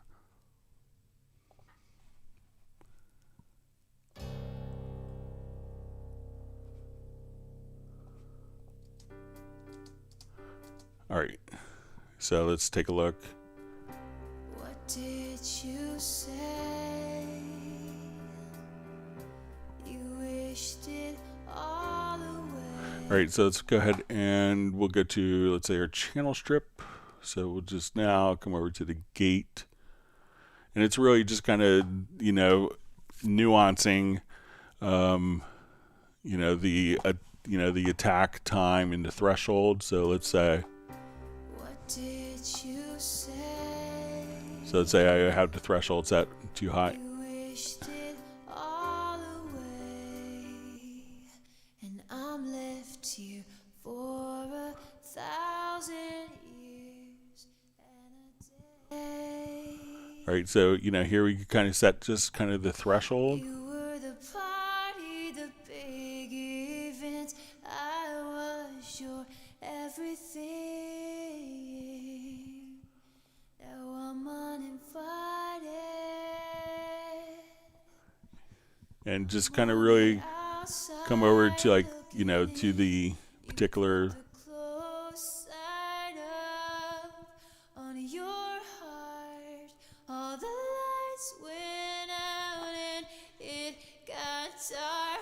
So, you can really kind of just, Where do I go from just really kind of just tweak kind of the attack and the threshold, and that will allow you to, to really go with the particular. Let me just take some of the files here. Let me just do a couple edits. I deep breathed it some.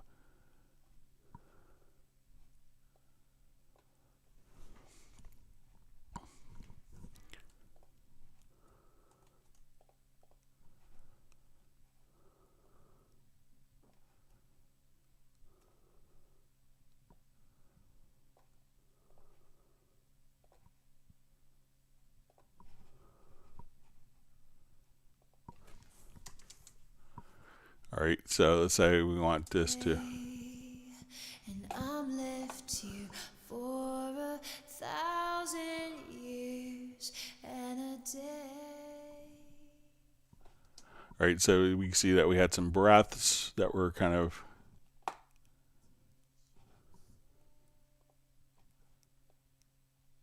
You wished it all away. So we have like, And I'm left here for 1,000 years and a day. So, just really kind of tweak the threshold and the attack, and then you could kind of find those particular areas. We'll try to just quickly on some drums as well. So let's say we want to do maybe like toms that are coming through. And I'll just revert this.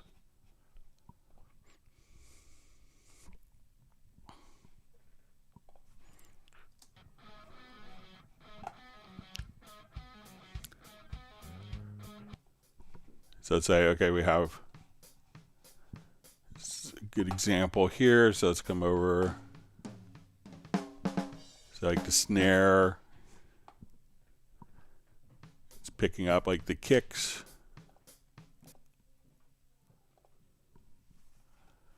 So now just kind of turning the gate on. All right, let's make the release a little longer.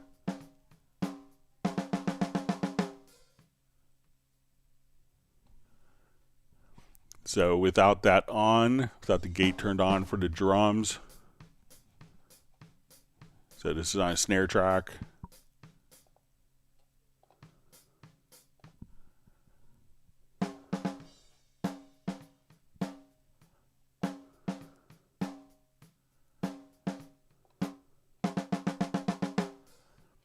So the range kind of on the release can also be critical, but just kind of set. Now everything is getting through.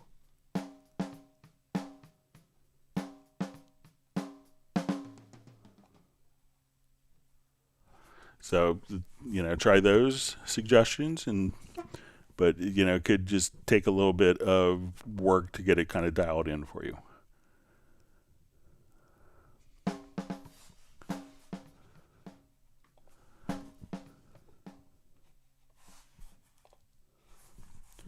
All right, so we have IUL checking in from Switzerland saying happy holidays to everyone.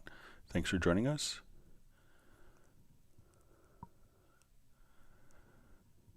All right, so we have Senza1 sending love from Phoenix. Thanks for joining us. All right, wonderful to see Tim Weinheimer on again. Says, thanks, Greg, and everyone that makes the Steinberg software so great to use. Happy holidays. All right. All right, so we see from Senza1, hey, Greg, how can you record MIDI and audio at the same time, or would you have to record MIDI first and render in place to have the audio? So, all right, so if you wanted to do that, we'll just do, and this has been simplified in Cubase 13 as well. So if I add an instrument track, so we'll come over, just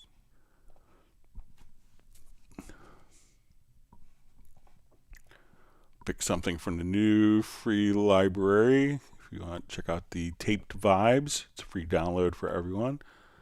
So let's say we just want it to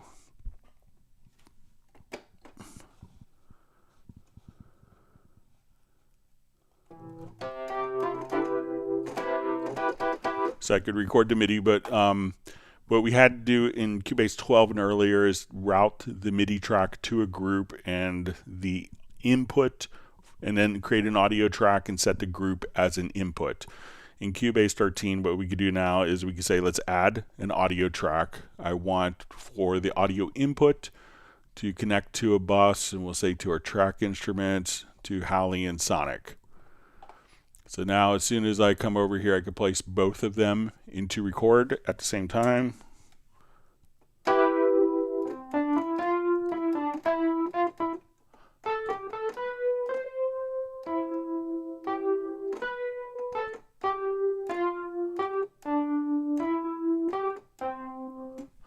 And now we could record the MIDI and the audio simultaneously. So if we're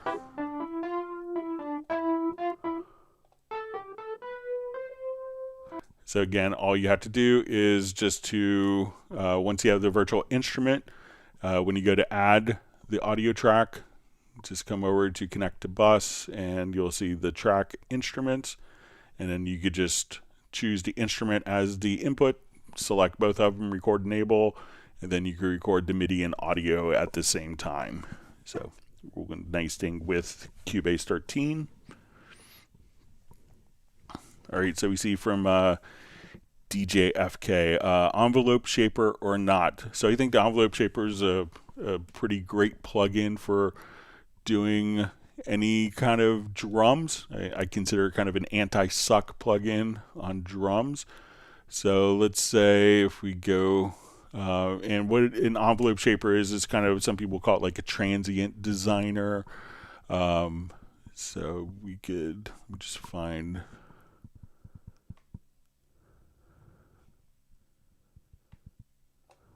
just load up some drums here quickly. So let's say if I want to take my drums, and I'm going to route these to a group, and I'm going to put the envelope shaper just on a group channel. Okay, so we listen.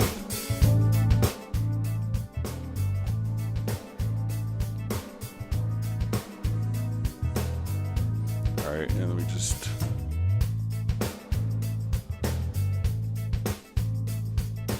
so now on the group, I'm just going to put my envelope shaper. So we find this under dynamics. So we'll just see what it does. And there's kind of a multi-band envelope shaper. But if you just come here,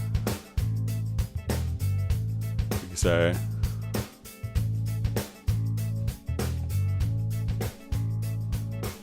make sure the tracks are. All right, and I'm going to add it to, let me just take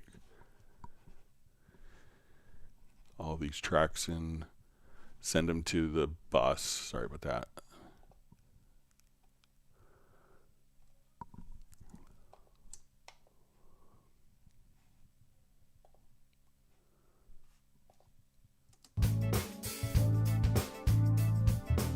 Okay, so now we'll come to our envelope shaper under dynamics.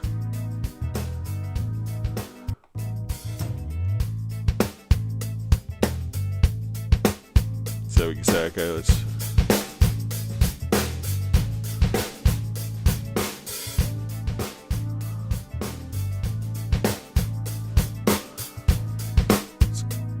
or if you want it to be very tight,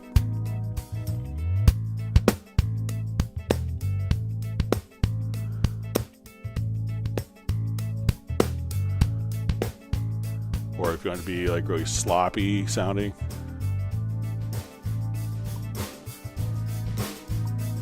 Or if you want to bring in the attack.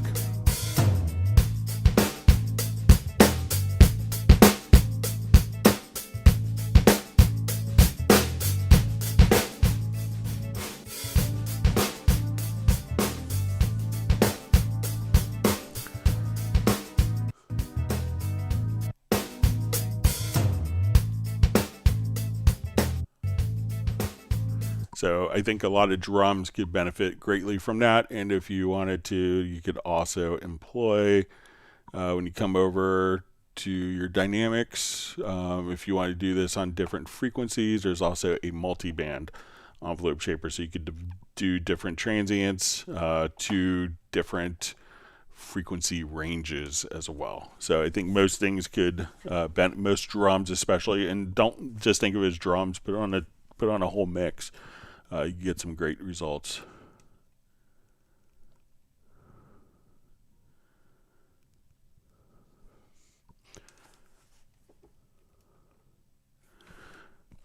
Okay, so we see Sense1 says, also I wanted to know what the shortcut would be for turning the MIDI back on after rendering in place. So if you just go to, so when you do a render in place, so I'll just go to a different project here.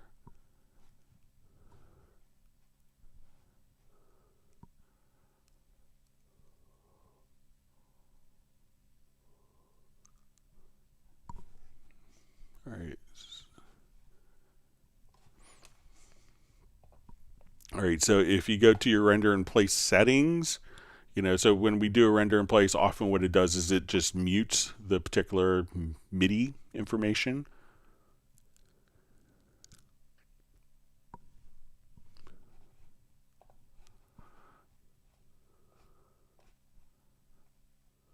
Okay, so when we come here, we can say, okay, I want to render in place this particular event. So we'll come over, edit, and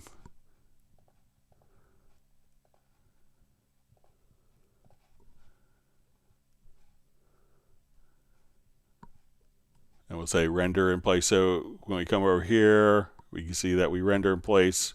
This is just muted. So if you want to just unmute the particular event with the mute tool, or if you don't want it to be muted, all you'd have to do is if you go to your render settings, so we go to render in place, go to render settings, and then you have, what do you want to do with the source events? You could just choose keep source events unchanged.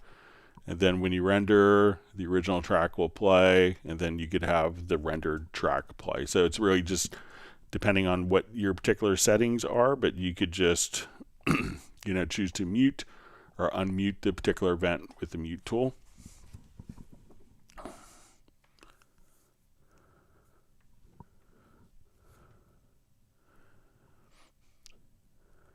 All right.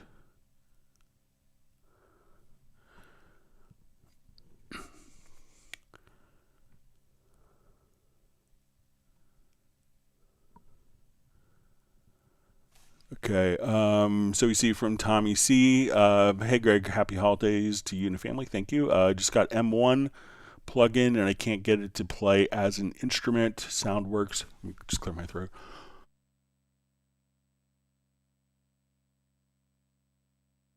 Okay, so you see SoundWorks. When I click on the virtual keyboard, all my other instruments are receiving MIDI.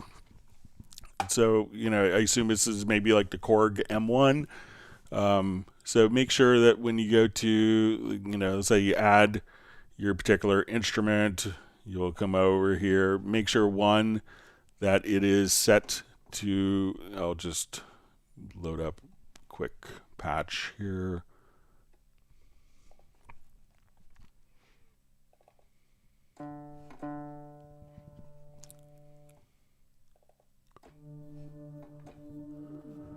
All right, so as soon as you make sure, one, that you have all MIDI inputs, that you have a correct MIDI port here, and it's not selected as not connected. Make sure that the MIDI channel is lined up as well. Excuse me. And make sure you have the correct MIDI channel. So if I put this on MIDI channel 2, you may not.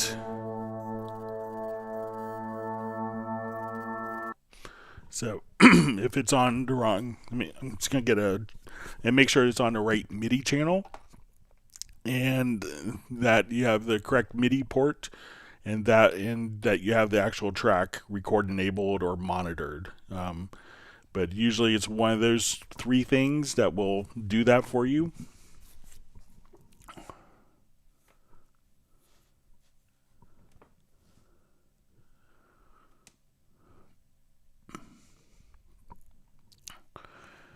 Okay, so we see Nigel just asked on Windows 11 when I load up a new VI, I no longer see the little like 3 dashes that shows the VI is a VST3. All right, so let's say if I go to add let's say I add an instrument here, and we go to pick.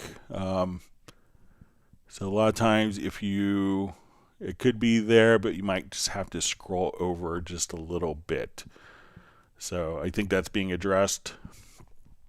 But just so you know, if you just kind of click right here, you could scroll over to the right and see the indications that is a VST3 plugin. So I think that will be addressed in the next maintenance update. I know it's been reported.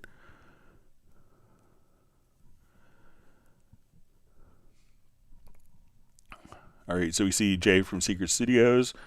It says, "Hi Greg, I'm stuck for some weird reason. Neither my copy of Cubase 12 Pro or Nuendo 12 Pro OSX Monterey will not load video anymore. I already deleted presets. Now what?" So, one, is it a particular video or is it every single video? So, depending on the codec that's being used, so let's say if we come over here, we can say,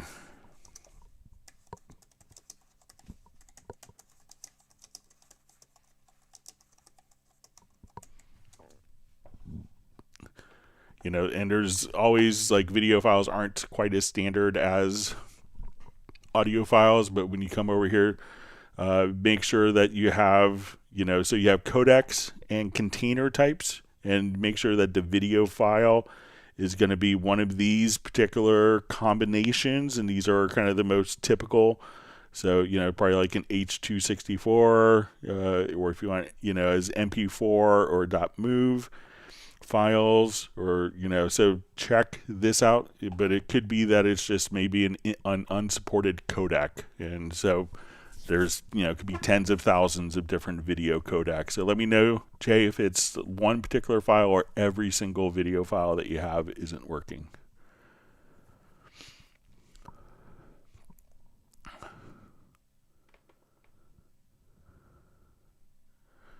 All right, so we see Tommy C says he got it. The routing was off. Weird. It's kind of new. I should have hooked up automatic. So sometimes when you go to, since you could add a particular port when you add an instrument track, sometimes, you could choose for it, it will maintain the last setting here, but it may also be chosen not connected when the instrument was actually added.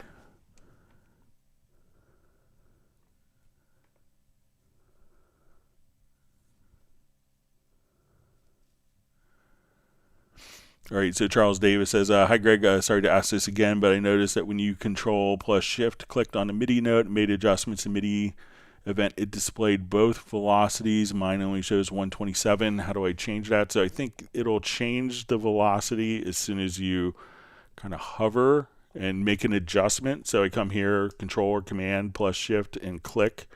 I see the value. Then as soon as I move, that is when I see the velocity value change. So let's say, so I click, and until I move, I don't see any change. But as soon as I then move the mouse vertically up or down while holding down Control or Command plus Shift, then I see the velocity adjustment.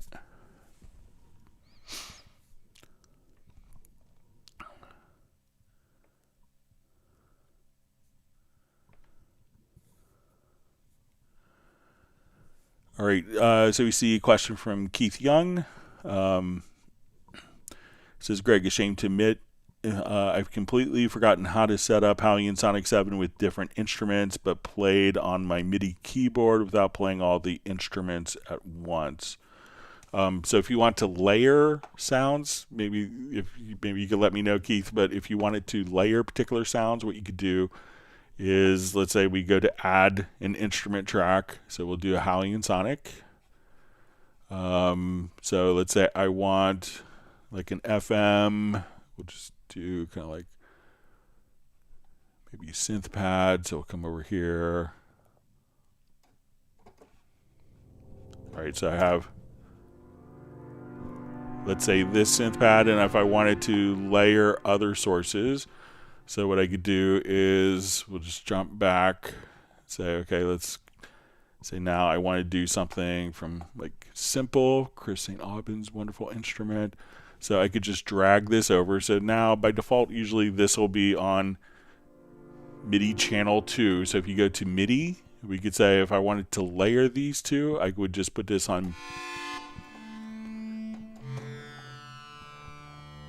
And now I could layer both of those particular sounds. So let's say now I wanted to layer a different sound. Let's say from Rasta here.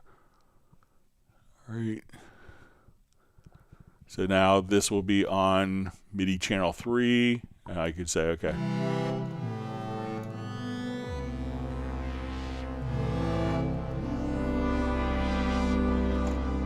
So if you wanted to layer the different sounds, make sure you click on the MIDI, and then you could assign these all to the same MIDI channel. And if we wanted to, you know, have one transposed up an octave, I could just say, okay, let's go to, when I play this, the third instrument.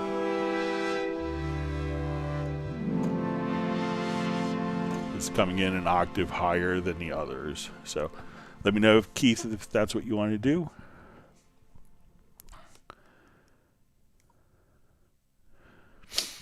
All right, so we see from Alex Morgan asks, it says, Greg, urgent, odd, Cubase 13 quirk.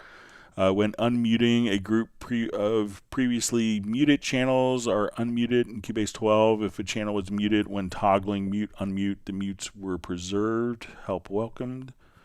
Okay, so let's take a look.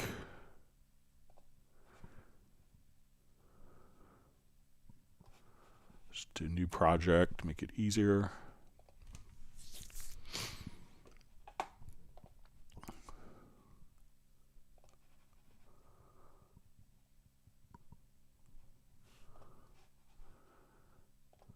Okay, so let's say I have,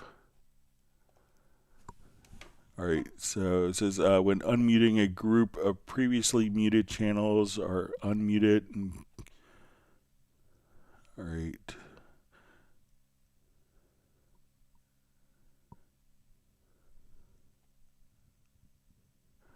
All right, so let's say now if I come here, so let's say if I have, so let's say if I hit mute, I could do this. So let's come over, let me select the channels and I'll mute. All right, it says when unmuting a group, previously muted channels are unmuted in Cubase 12 if channel was muted. When toggling mute, unmute, the mutes were preserved. All right, so I'll open up 12.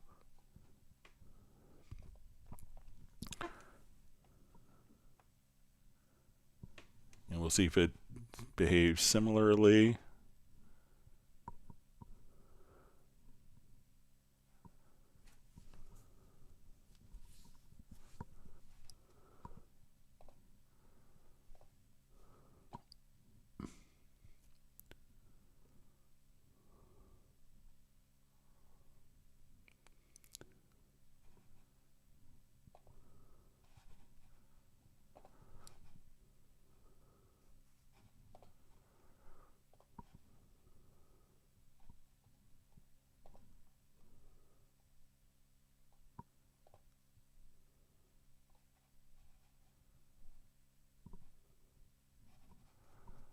Okay, so let's say I had these muted. I'm going to select these particular tracks. All right, let me just reread it again from Alex's. When unmuting a group of previously muted channels are unmuted in Cubase 12. If a channel was muted when toggling mute, unmute, the mutes were preserved. Help welcome. So let's say if I just come here, and while those are set, so that's Cubase 12. And let me jump to Cubase 13. We'll see if it behaves differently.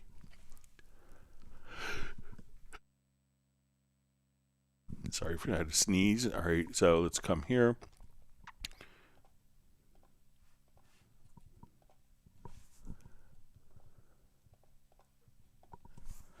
And I'll just mute, unmute.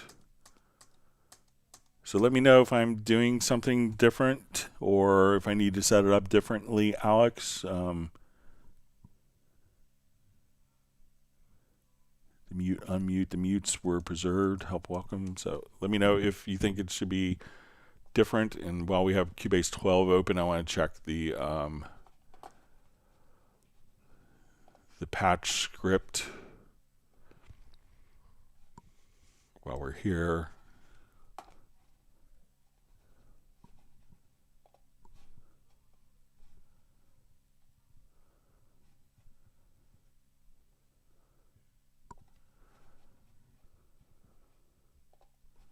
Okay.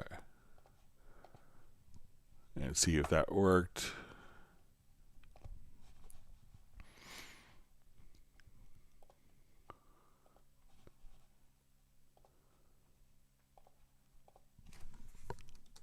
Yep. Okay. I'll make sure to mention that. All right. Figure out, check it while I was there. Thanks for bringing that to our attention. I'll make sure it's brought to their attention as well.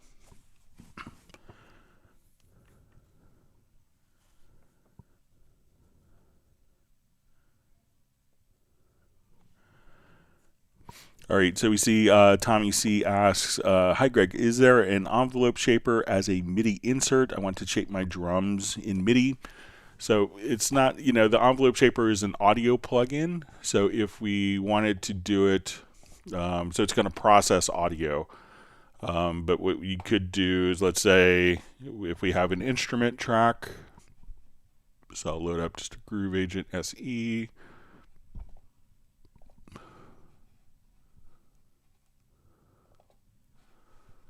All right, so let's say if we're playing this, since MIDI itself has no sound, what we could do is I'll just select a pattern here. Slow it down to something. All right, so if I wanted to run a, what you could do is come over if you wanted to affect it via like a MIDI insert. You could just say, okay, let's come over to our MIDI insert. We could probably do something like MIDI modifiers. So if we wanted to, depending on the instrument itself, but we could say I want to take my velocity and increase velocity shift. So let's say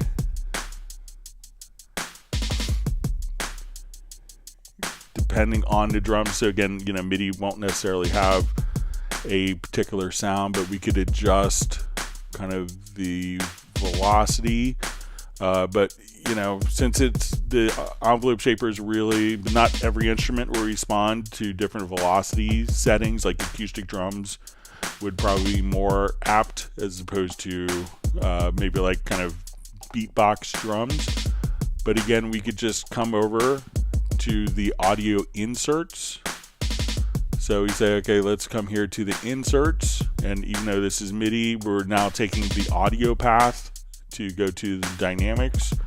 And let's go to the envelope shaper here. And I could now process.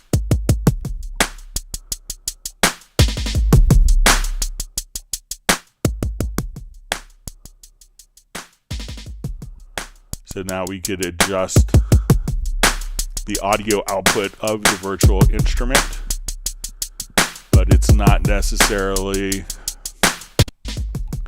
going to affect the MIDI information. So, and again, if we adjust the velocity, not every drum kit would respond the same way, so we can't necessarily affect the attack of the drum. You could do that within the instrument, but you could also just do it. And one other thing to know is once you go to, let's say, your channel strip, if you go to Tools, you could also access the envelope shaper from your particular channel strip as well on every channel, so it's part of every single channel.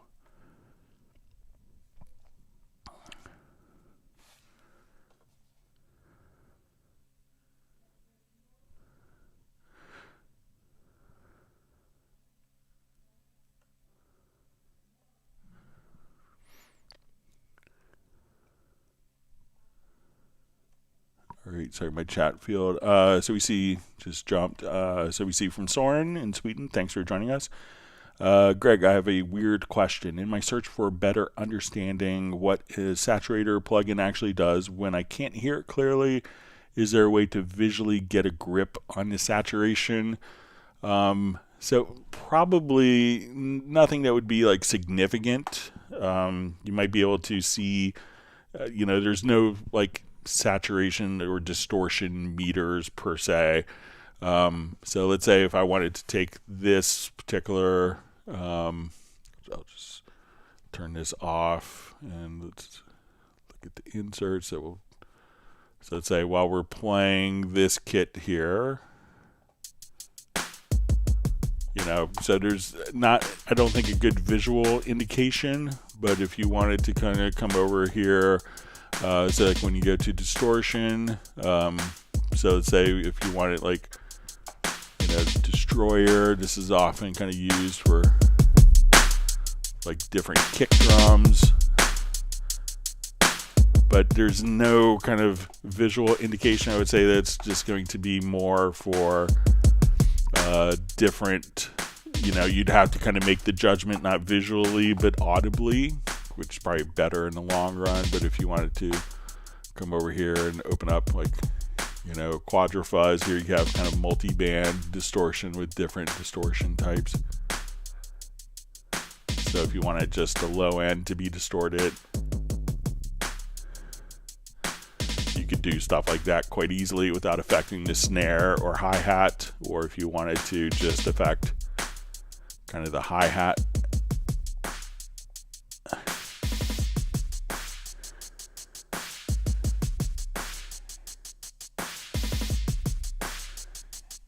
And then if you want to put like even delays on it, you could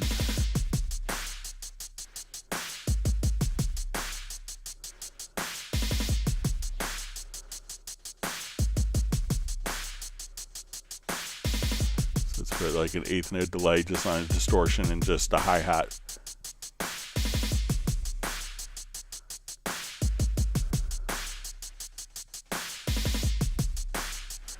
So, but I don't think that there's a kind of like a metering option to really kind of show the distortion. I think it's going to be more primarily audible. The audible results is going to be kind of the basis for the distortion.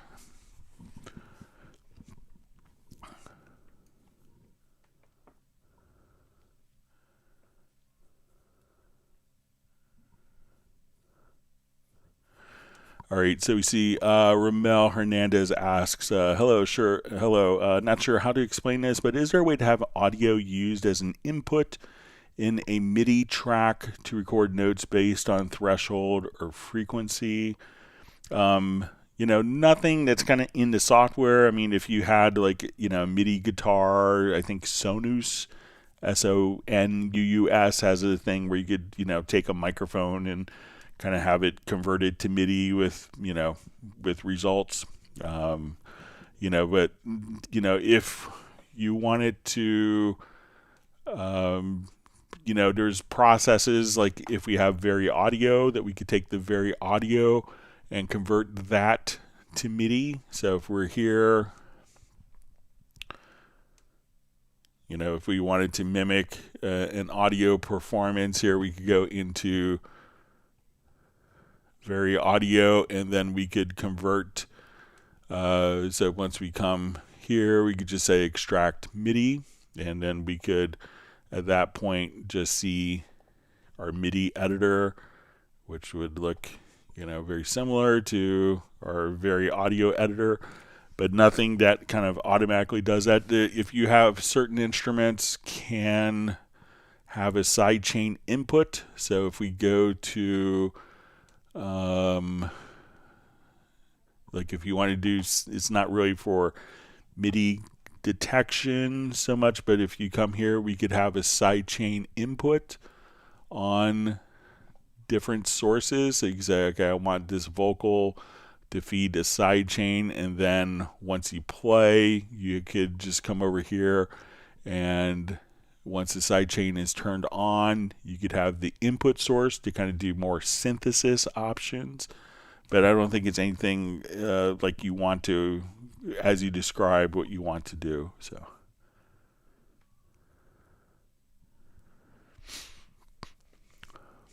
All right, so we see John Costigan says, hi Greg, would you use the envelope shaper on VSTi drums, example Simon Phillips, as an extreme case, or would you use it only on hand-played live drum tracks? Use it everywhere. Use it on your guitar, use it on your vocal, use it on the two bus of your mix, use it everywhere. Play around with it. So.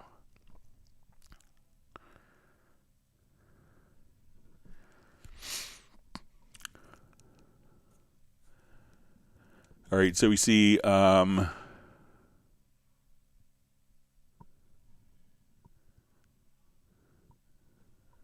okay, so we see Nigel just says, thank you for answering my question. So glad to help. We try not to miss any. So Pylon Records, hi everyone, hope you're doing well. Is there a way to change the audio in and out of an instrument track from the main arrangement window? Okay, so let's just try brand new. So let's say we have the new project here.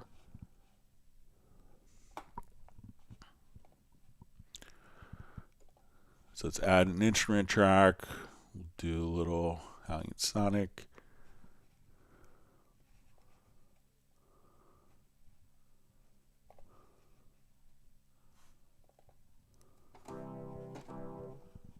Didn't like that.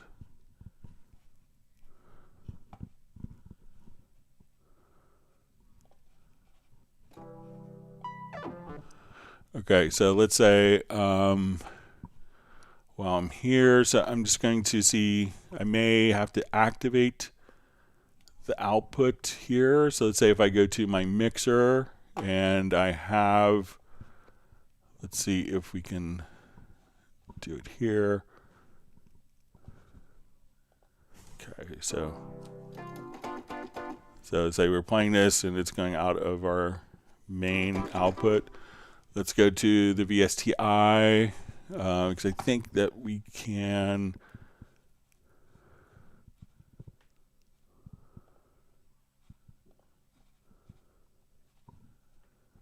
All right, so we'll come over, just close some of the.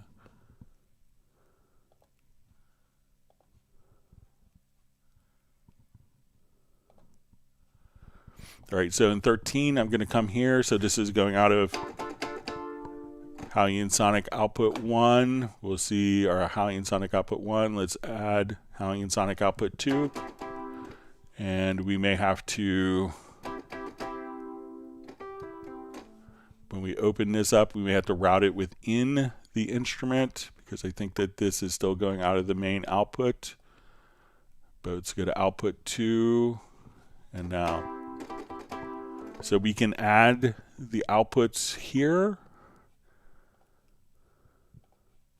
but within the instrument itself we would, so if we had, all right, I'm going to just remove this. So let's say, so now we could have that set up, but let's see if, I'm going to remove this. Let's add our HALion Sonic back. And I'm going to add two different instruments, maybe in HALion Sonic. So let's say I'm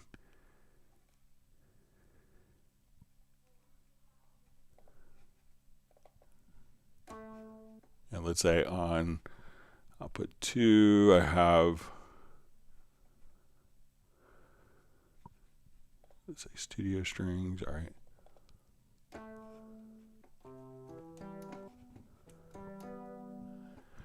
All right, so I'm going to add MIDI channel here. So now we have these both layered, but let's see now if I take this and I take this, they're both going out of the same outputs. So I'm going to see if I could take this here and route it to output 2. So we could add the outputs here, but we still need to go within the particular instrument, like in HALion Sonic, and choose. So when we go to the mix and set the outputs within there, but we could activate the outputs from within the inspector now.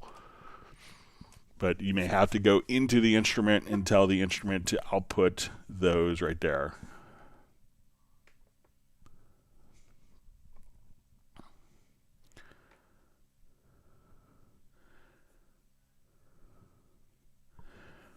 All right, so the Lunatic Voice asks how to make a VST3 instrument sound like an arpeggiator, such as a piano or synthesizer. Is there a specific plugin?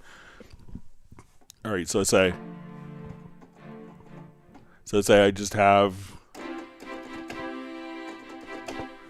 so there are MIDI plugins, so, you know, it's not necessarily, so when we come over here, let's go to like a MIDI insert. And let's go to like an Apache SX, and now when I play,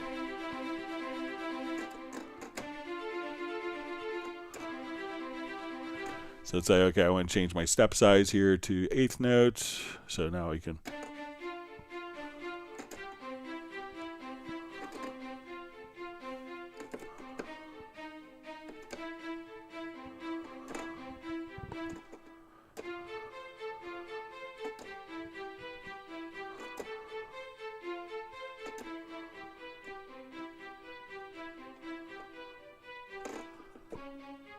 So once you kind of put that on, and if you wanted to record, in Cubase 12 you'll see like a little record button.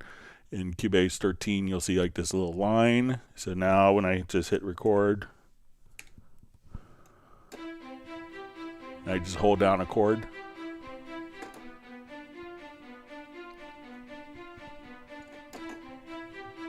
It will now record the arpeggiation, and that will work with any MIDI device, whether it's VST3, VST2, or external MIDI. So just again, just go to the MIDI inserts and you'll see Apache 5 or Apache SX. So let me know if that makes sense for you, the Lunatic Voice. All right, Michael Teams wants everyone to whack the like button. He's calling me Yoda again, so, and he's saying the force is strong.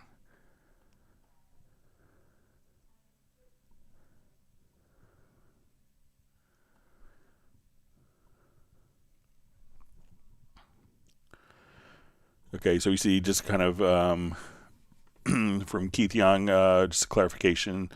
Says, sorry, I meant different tracks with different instruments. When I play the keyboard, it plays all the instruments despite switching tracks. What am I doing wrong? Hope this makes more sense. All right, so when I'm here, so both of these are inside of HALion Sonic. And we have these on different MIDI channels. So when I go to this particular track and I don't have this one like record enabled or monitored enable, I'm on the taped vibes. And now when I select this particular track here, so say I move down, now we select this track, and that's just playing the particular strings. If they're all set at, if they're all record enabled,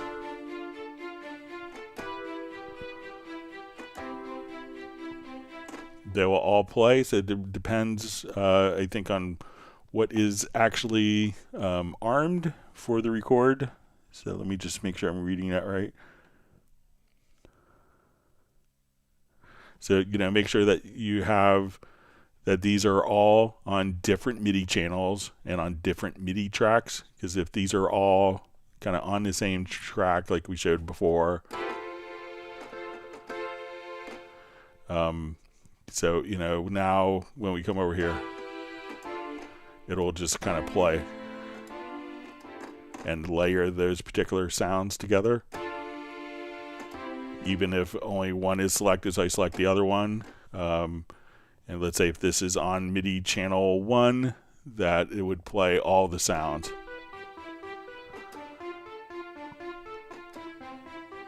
So make sure that you have, them set on different tracks, but also on different MIDI channels, Keith. And let me know if I'm misunderstanding still.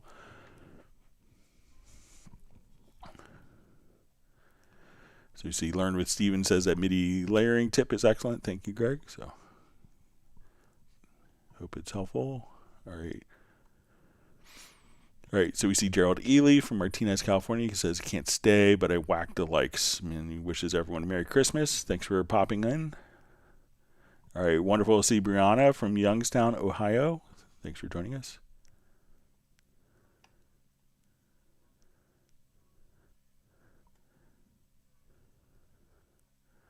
We see good suggestion from Ramel about the distortion. If you wanted to monitor it, that an oscilloscope could be good for that. So let's say if we wanted to put distortion on, let's say,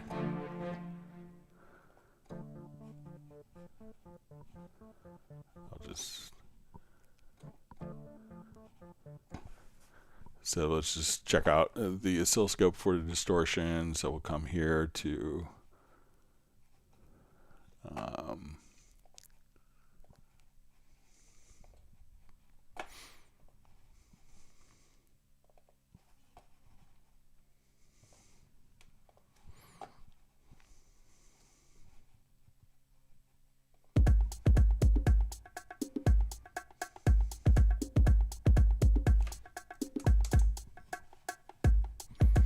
Alright, so let's put a little distortion on this as an insert.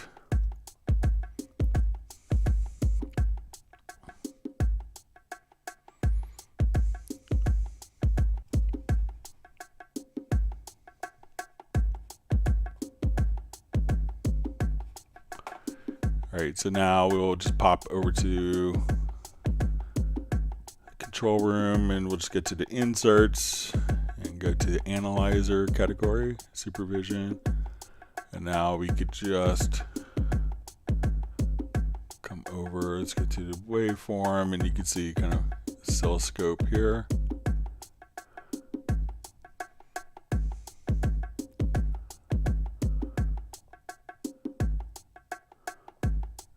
You can probably see it in the wave form as well, so let's say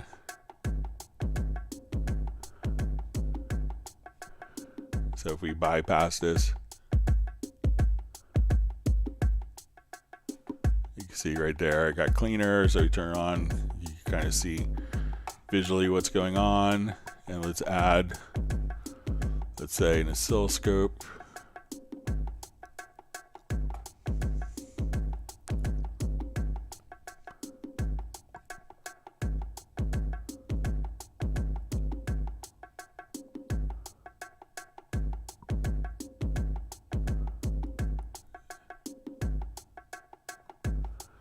And let's bypass.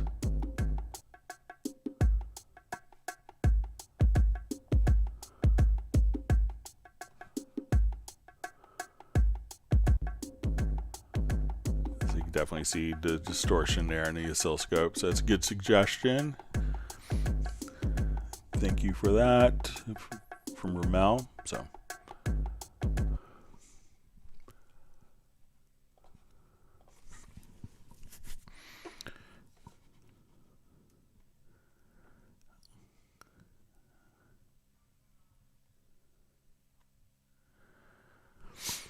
All right, so Brianna asks, I have a Spectral Airs question. After unmixing a track with two guitars, is there a way to separate the guitars? So it's really just meant to kind of separate the guitars from keyboards or vocals or drums or bass, but not necessarily designed to separate the two guitars themselves from each other. So.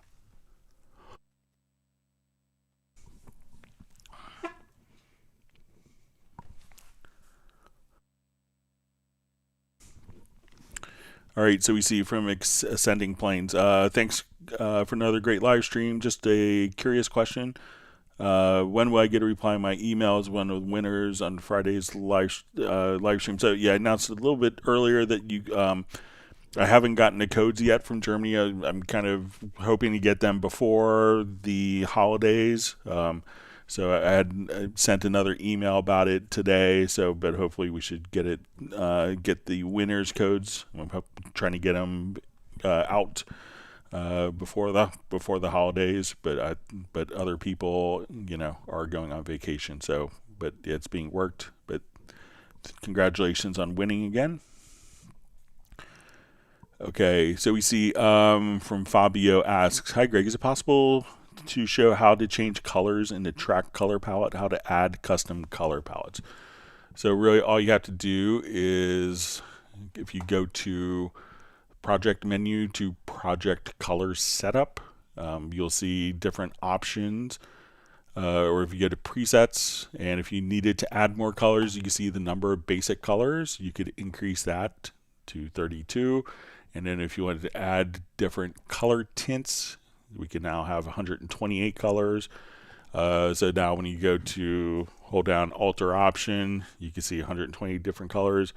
If you wanted to actually, change a particular color, you could again go to the project color setup, double click on the color itself, and you have kind of a typical color wheel here that you could adjust and make your different adjustments here to create custom colors if you wanted to.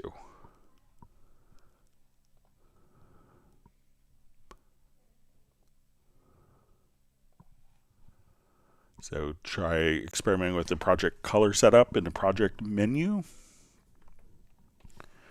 All right, so we see Gareth is back from dinner. It's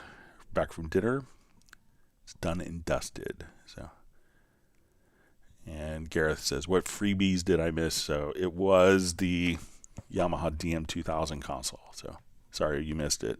All right, just kidding. We did some giveaways on Friday's live stream. All right, so you see Lunatic Voice says, "Thank you very much. That was exactly what I wanted." That's good. All right, I think Gareth says, "Instant Schubert." All right, it's probably my arpeggiation. So Schubert was good. All right, so we see from Federico Ramoni, "How can I change color of more tracks together?" All right, so let's say I just have a number of tracks and I want to change their colors. So what I could do is I'm going to just select like these number of tracks. So just select the top one, hold down the shift key, select this. We could go to our color tool, and then we could just come over here and change and select the colors to change multiple tracks at once.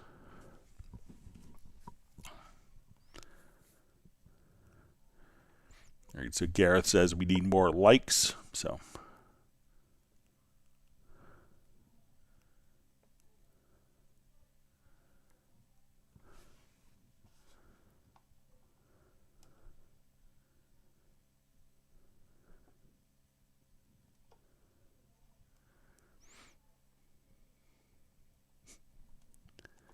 see that Jazz Dude hates distortion and Gareth loves it, but he's a guitar player and he wants the drums turned down, but the guitar's never loud enough. All right.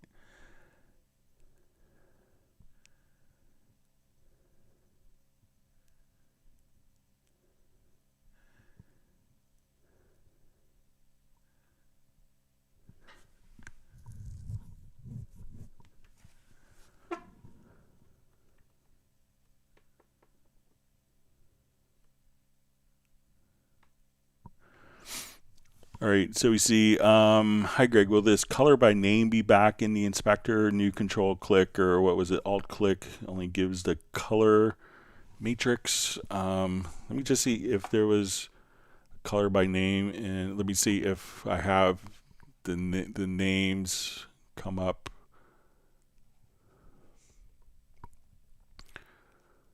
All right, so we'll go to our project color setup, and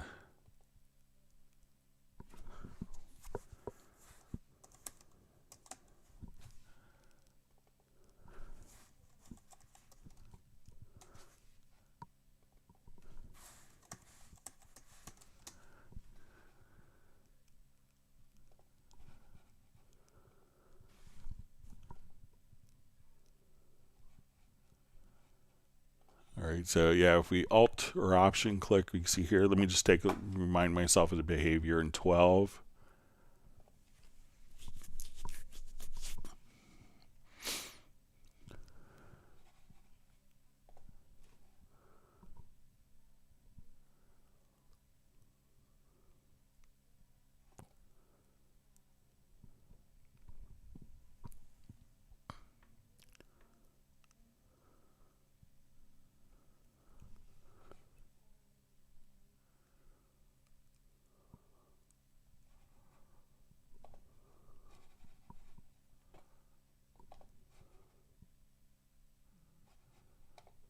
Okay, so let me just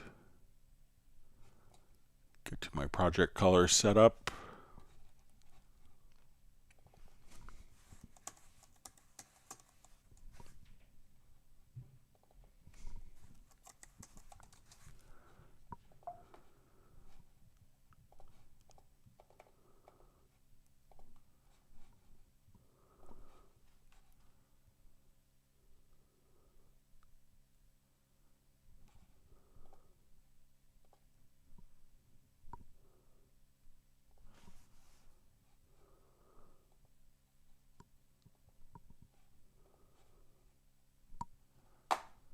So let me know where you were coloring by name, if you where you accessed it.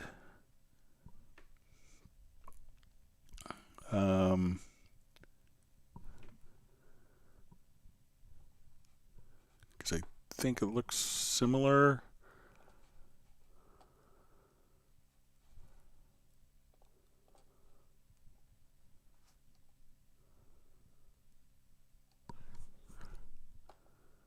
All right, so we click here. So let me know how you access the color names. And let's go to my project color setup here, and I'll make sure it's not an option. Okay, select colors by name. Okay.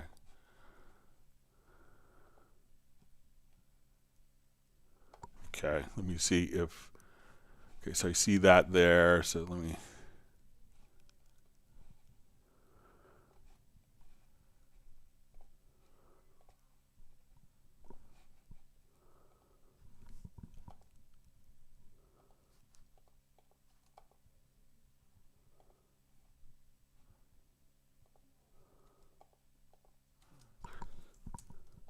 just try some different modifier keys. See, I'll bring that to their attention. Sorry about that. But I see the difference.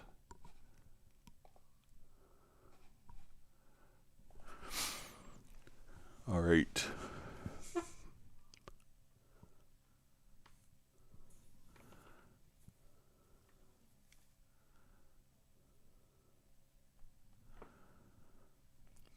All right.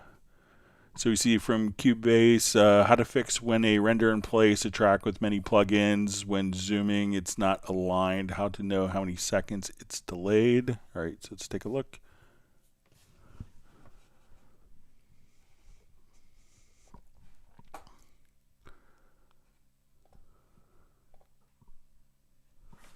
Let's go ahead and exit out of Cubase 12.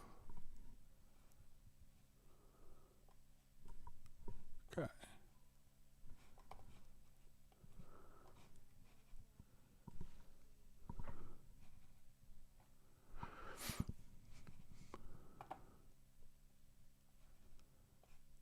Okay, so we'll come over.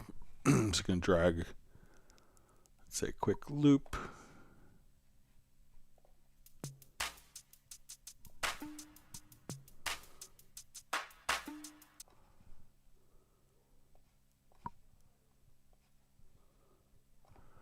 Okay, so I'm going to duplicate this particular track.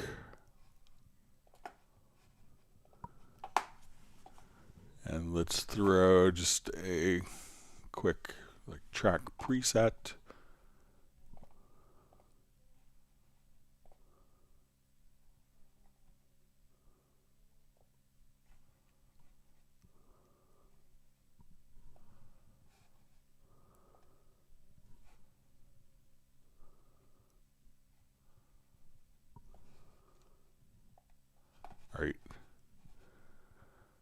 All right, so now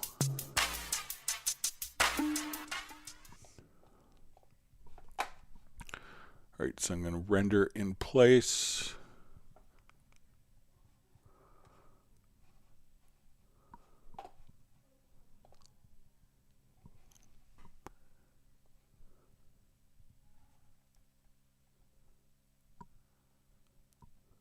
All right, so let's go ahead and I'll just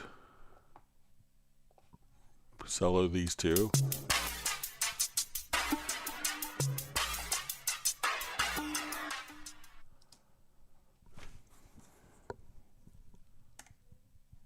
Sorry, let me just.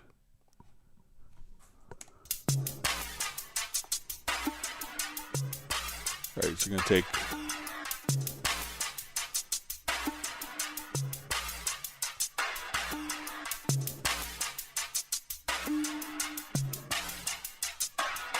So, you know, depending on different plugins and how they are being executed, you know, what you could do is, you know, if you find a particular transient, what you could do is just find the transient amount, and you could select that particular range, and then if you wanted to know how many seconds you need to offset something, so there's 4 milliseconds of difference there. So then you could just take this particular track, and when we go to the track settings, you could just simply type in 4 milliseconds here. So say -4, and then you could offset the tracks like that if needed. So sometimes as plugins are generating kind of randomness within themselves, like when you have flangers interacting, you may have some little timing discrepancies.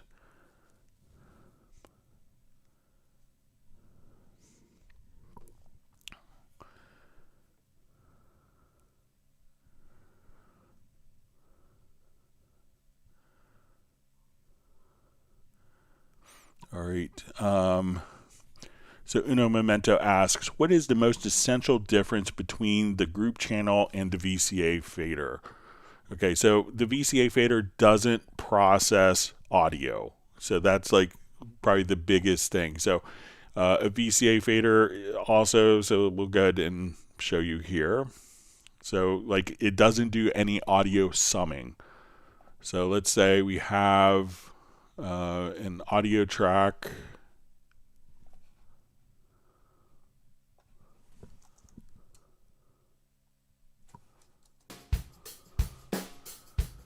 Okay, so I'm going to take these particular tracks here.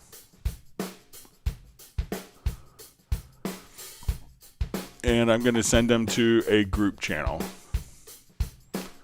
Okay, so we'll make a stereo group. We'll call it drums. Okay, so now when I go to my group channel, I could increase the velocity on all, or not the velocity, but the volume of all of the drums. Now, if our drums had automation, so let's come over here, and I think that my drums will have automation going on here.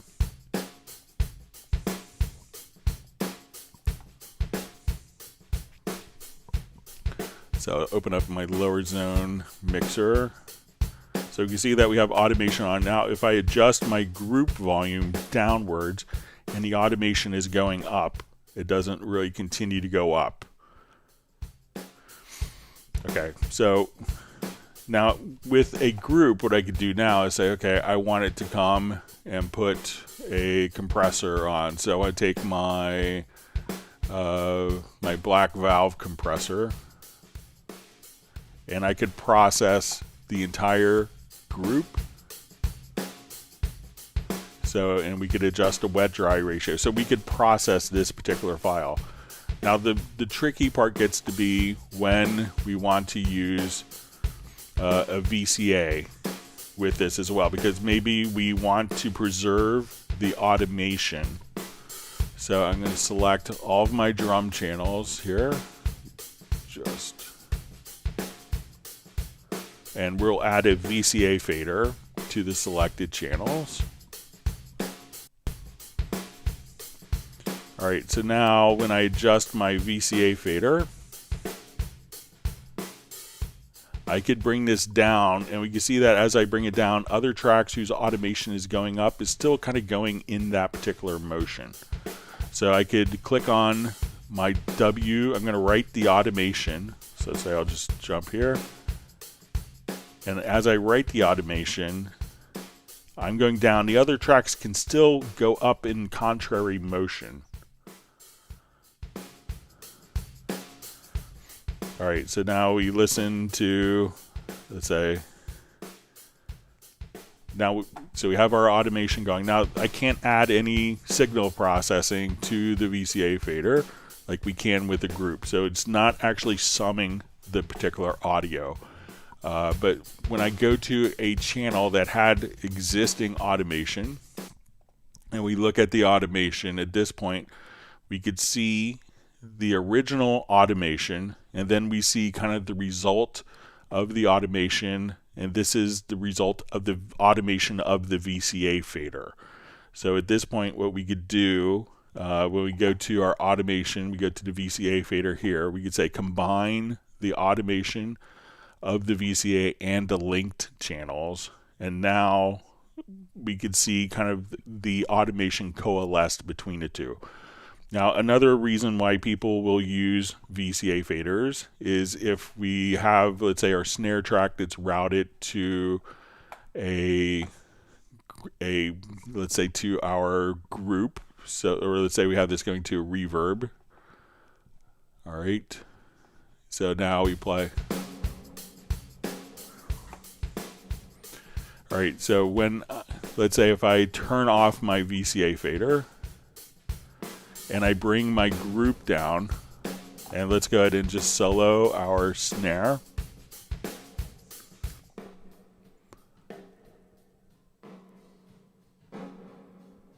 We can see that that can affect the balance between kind of the dry signal. So I could blend. That could affect the gain structure of the snare going into this end. But if I adjust my VCA, that doesn't affect the gain structure, the balance, the levels of the sends. So if you have kind of an effect setup and automation, VCAs have their advantage. Or if you wanted to kind of sum and process multiple tracks as a collective entity together, that's when a group can work. And you could obviously, just like we did, use a combination of both group and VCA to kind of get the benefits of either one.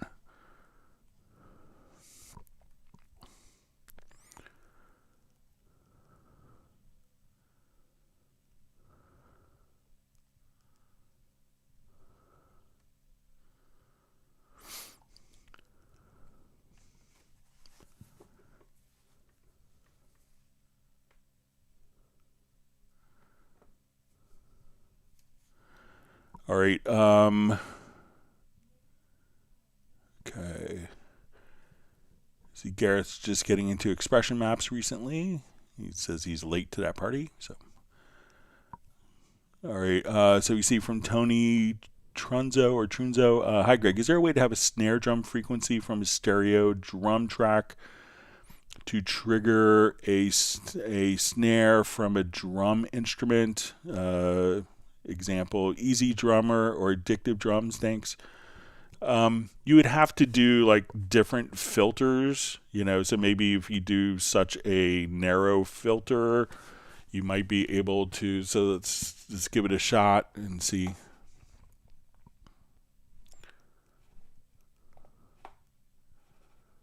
So we'll just take a drum loop, and since it's dealing with stereo,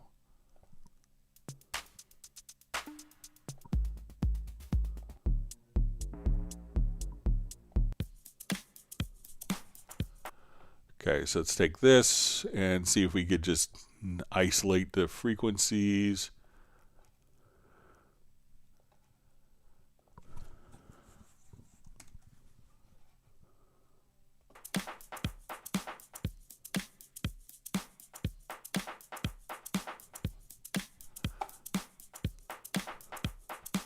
All right, so let's say I want to just really get that particular frequency, so I'm going to come over to,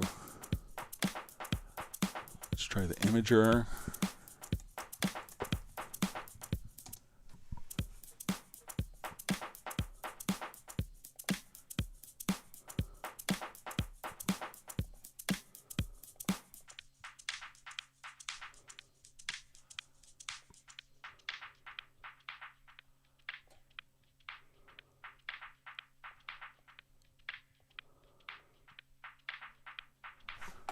Okay, so I'm going to take this and let's, I'm going to add just Groove Agent Kit.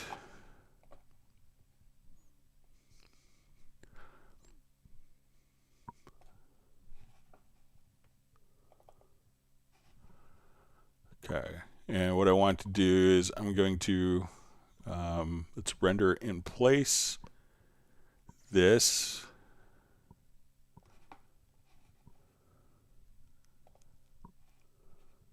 All right, let me just do that without it selected.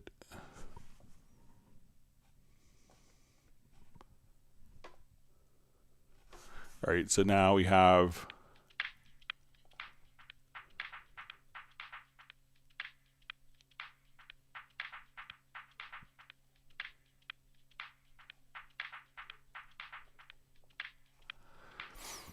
okay, so let's now come over. We will go to our hit points.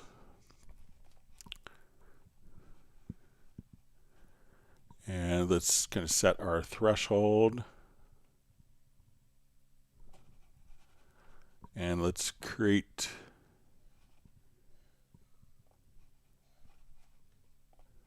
MIDI notes. So again, to hit points.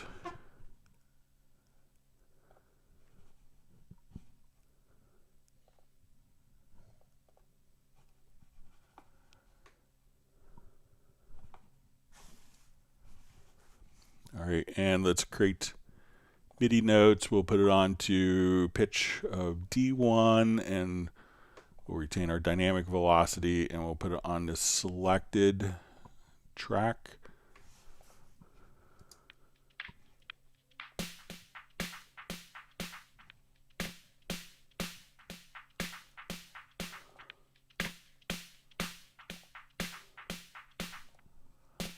All right, so we should, let me just take off the filter on this. So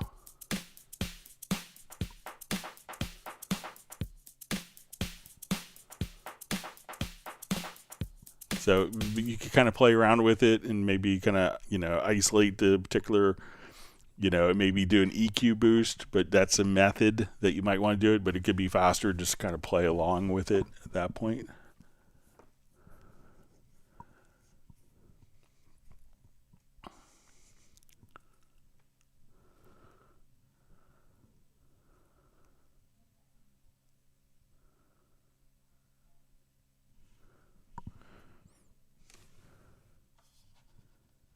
Okay, so we see, is there in Cubase any envelope filter effect? So I think if you go into the filter sections, you could come over. So let's say we want to take our drums that we just did here. And let's go to under filter. There's a number of different filters that you could have here. So let's say, okay, you want to go to like a morphing filter.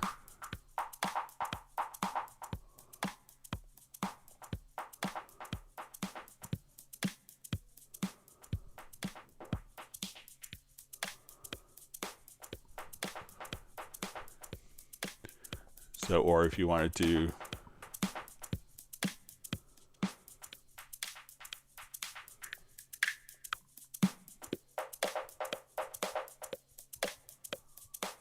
so you could experiment with some of the different filter plugins and you get that result pretty easily.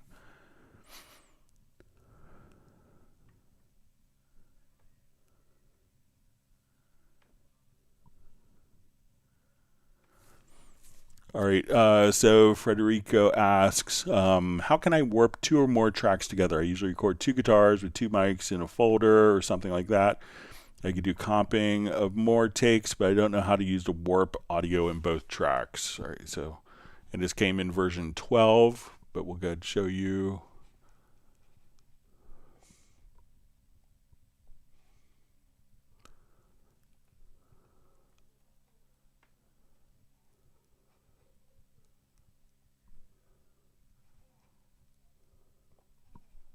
All right, let me just find a particular project here.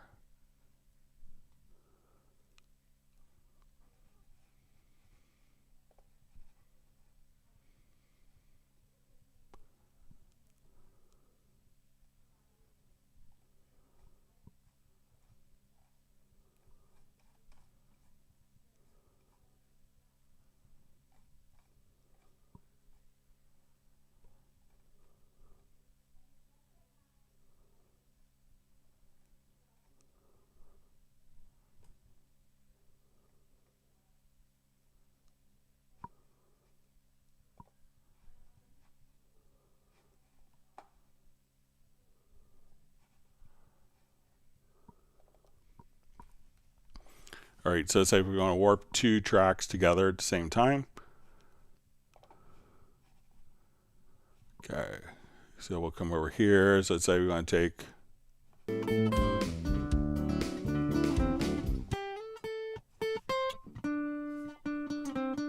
so I would, all you have to do is, again in version 12, so we go to the warp tool, you want to select free warp, and at this point just select both tracks with the tool. We want to, I'll just get my warp markers in, so I'm just going to go to real-time processing, I'll say create warp markers from those particular events. So they don't have to necessarily be in a folder, but as soon as I select the 2 events, I can now warp the guitars. So as soon as you kind of hover over and where you see it turn white on either track, if they're both selected, you can warp both of them together just like so. So we could just come over and just kind of warp both your tracks. So if I wanted to do it on these 2 tracks, again, once the 2 tracks are selected, I'm going to be applying my warp to those particular tracks just like that. So let me know if that makes sense.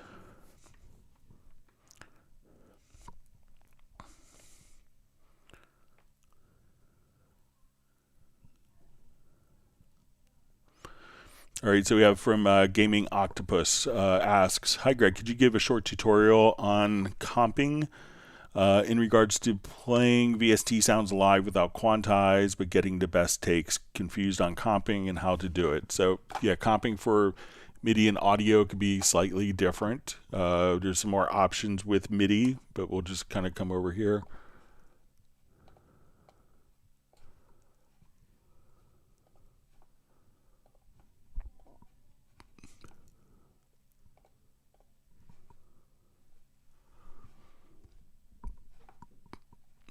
Okay, so we'll just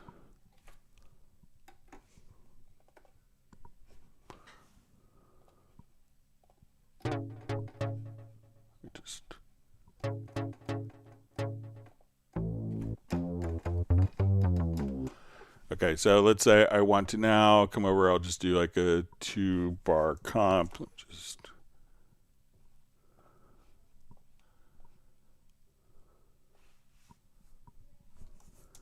okay. So if you want to do this for MIDI, we're going to go to our MIDI record modes. I'm going to put it into in cycle MIDI record, and what we could do is stacked.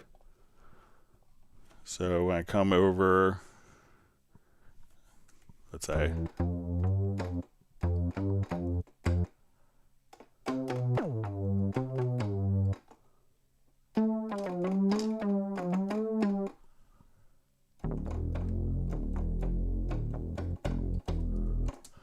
all right, so now that I've created all of those, we want to open up our lanes, and at this point we can see the different takes.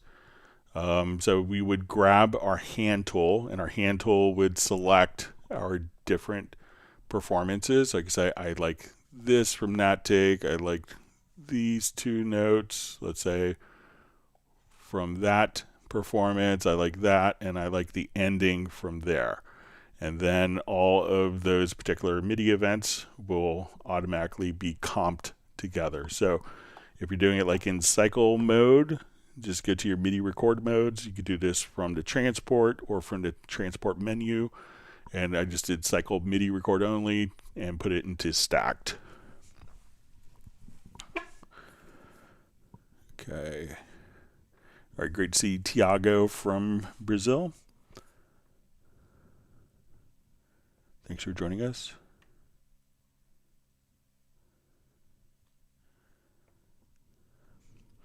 All right, and we have Hans from the Netherlands joining us.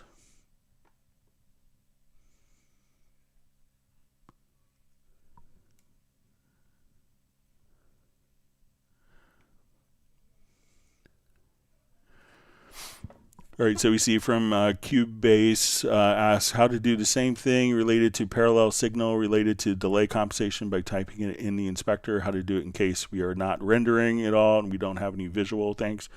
So again, you know, as you're playing back the audio, there's not going to be any delay compensation issues. So let me know if you are seeing particular, you know, if you're hearing it or if you're, you know. But again, all the plugins will be compensated for on playback.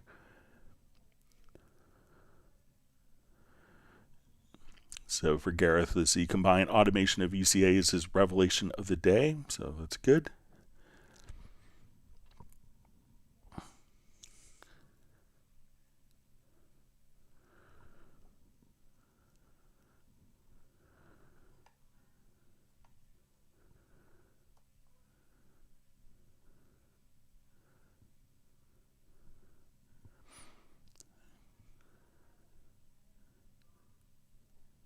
Great.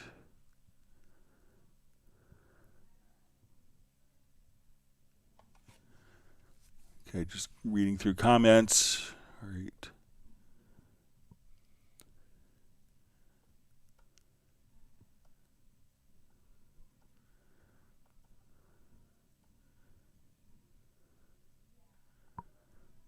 See discussion of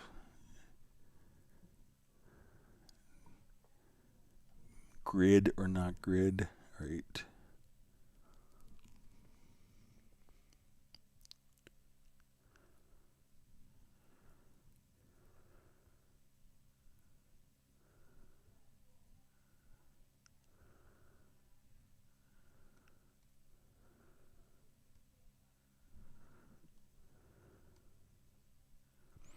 All right.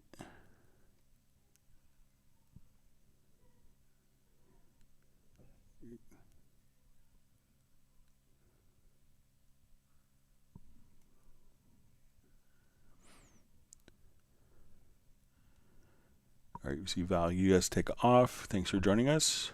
Hopefully we'll see you on Friday for the Zoom meetup.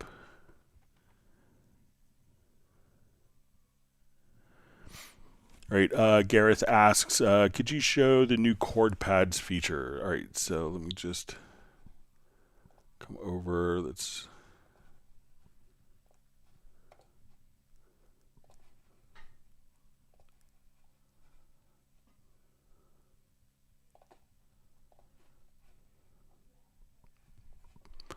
All right, so there's a new chord pad functionality with Cubase 13. All right, so we'll come over. All right, so we're going to open up the chord pad. So things have been kind of simplified in the interface, so to accommodate newer technologies that, you know, the chord pads had evolved over time, and it wasn't as easy to kind of find all of your different results. So if you wanted to change the chord pads, instead of having to double click to open a different window, you can see your chord pad selections here. So we can now play the chord pads. And it used to be like if we had a chord progression, we wanted to use that chord progression in different keys, that we would often have different presets for different keys. So now I could come over and say, okay, let's just have a root key. So I could just transpose kind of all the chord pads.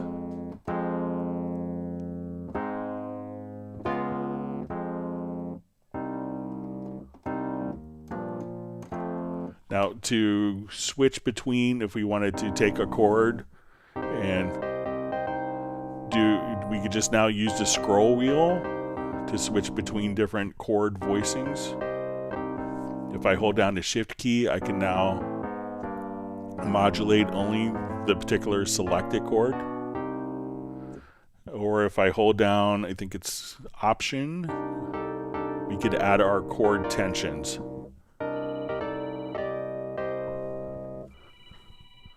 Sorry, let me just turn my phone volume off. So the Alt or Option key can now just cycle through different tensions. So instead of having, we could access these from right here, but now we could just easily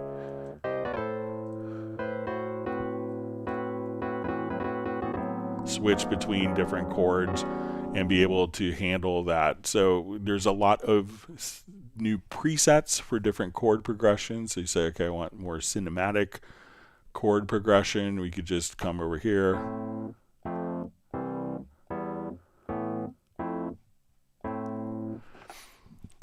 When we want to look at our chords on a chord pad, if we wanted to go to our settings page, we could say we wanted to see these by note names, but we could also see Roman numerals. So this is how it was for me in music theory in college.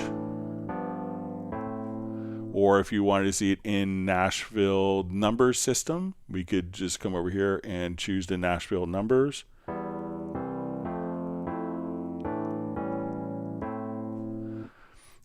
And we could also kind of circle between our different list of common chords for chord suggestions, as well as our circle of fifths, which can now switch between major and minor. One of the other significant changes is with patterns. So if we want to go to the patterns, there's a lot of new patterns that are included. So we can just say, okay, I want it to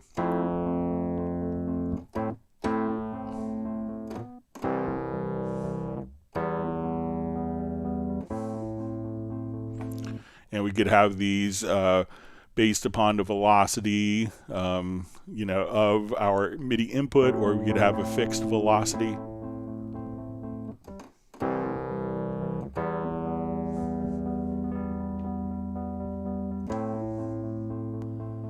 And now if I wanted to record these, we could just come over and say, okay, just place this into record.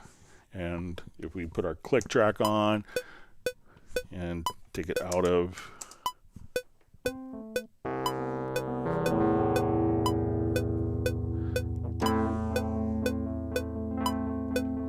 so if I put this into record now,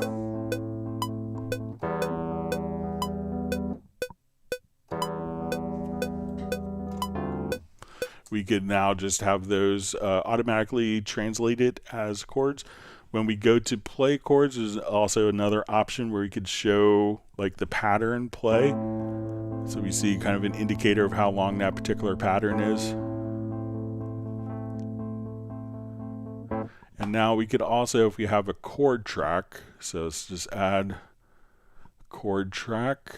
We could do step input. So I could just say, okay, right here, let's put in I'm going to switch to, let's say, our chord names. We'll come over, go to our chord track, and we could just do step entry directly on the chords. So we could now just populate the chord track using step entry once we have that done. So those are some of the new things in 13 with the chord track, or chord pads rather.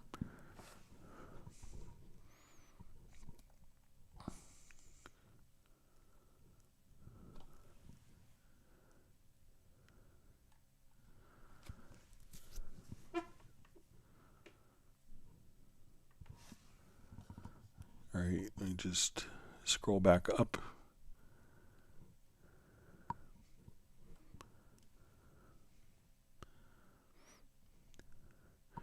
All right, so we see from Hans, it says, Greg, is there any change or chance we might have more than 4 individual monitor mixes inside the control room?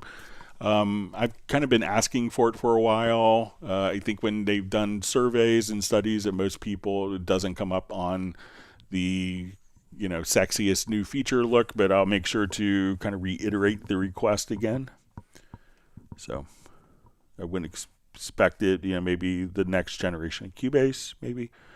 But I've been asking for it for a while as well. But you could have the 4 plus the main studio, and if you, in a pinch, if you needed to, you could use like aux sends to get more, but it's not as convenient.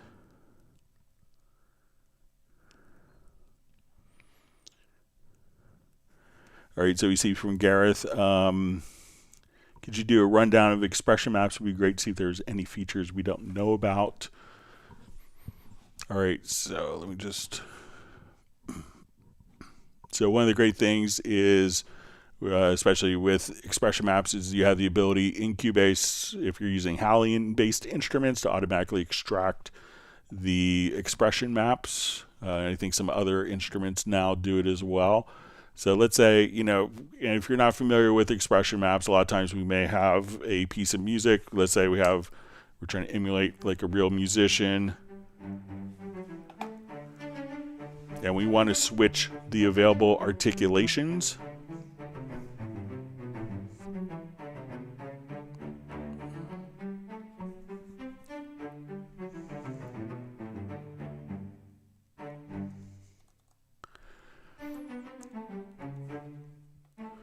So let's say I want to come over, and we will go to, so you could have expression maps. Now, one of the cool things is when you go to the expression map, we could, with HALion-based instruments, so if you have like Iconica Sketch, which is what our cello is coming from, we can come over and automatically extract the particular articulation. So now we'll just say I want to look at articulations and dynamics. So when I'm here,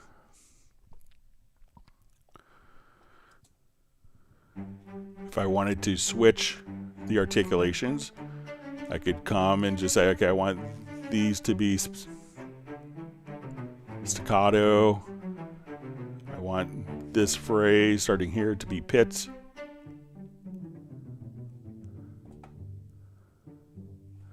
And at this point we say, okay, I want this to switch to sustain.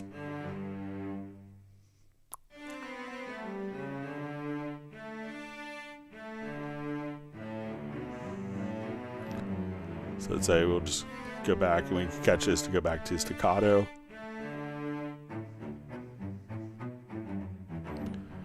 Now, there's 2 different things to be aware of with expression maps, is that they could work as attributes or expressions. So if we wanted to come over here and switch these, so now we have these set to direction, and that will kind of maintain until the next event. But if we set these to an attribute, we could now come over and have some other switching, which is handy, because what this will allow us to do is to select kind of a series of notes. So let's say we're here,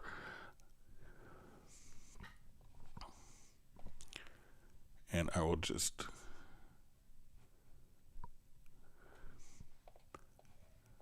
All right, so at this point, I could just select, if it's set up as an attribute, we can think of the attribute as for individual notes. So I could say, I want these notes here to be, and when we go to your articulations, that we could just set, make sure I saved it correctly.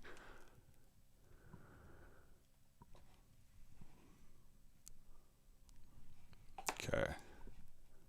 So let's say I'm on the wrong expression map. All right, so let's say I switch these to attributes.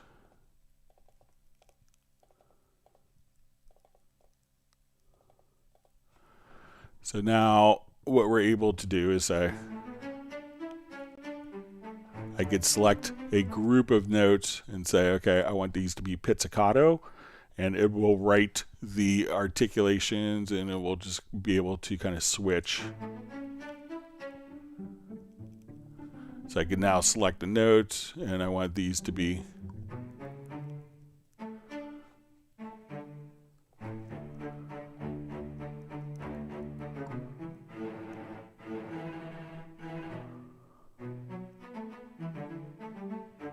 so we could do that. And now if you want to look at it in the score editor, all of your articulations can automatically show up in the score editor as well. So if you wanted to switch to pizzicato, or you could hide those. So in the score editor, you may want to see those as like attributes. So those are a couple things that you can do with expression maps, kind of get started. All right, so wonderful to see Michael Pierce with his soup recipe. So it says Scotch broth, soak dried barley, yellow peas, lentils, marrow fat, peas overnight, fry onion, leek, turnip, carrots, and celery for 10 to 15. Add stock, traditional lamb mouton, simmer for 1 hour and season. Sounds great. Thank you. We're excited to have your soup recipes back. All right, so we have Byron K saying aloha to me and wishing everyone happy Merry Christmas and happy holidays. And it says thank you for your live streams, your help.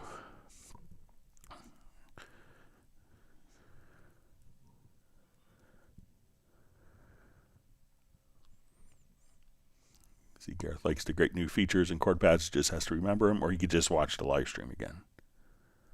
It's available. We'll give you special access.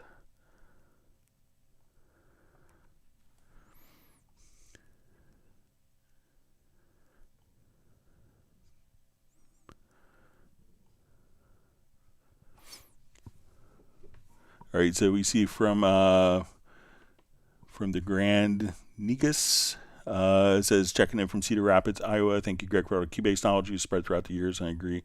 You are Yoda. Smash the like button, everyone. So thank you for the kind words.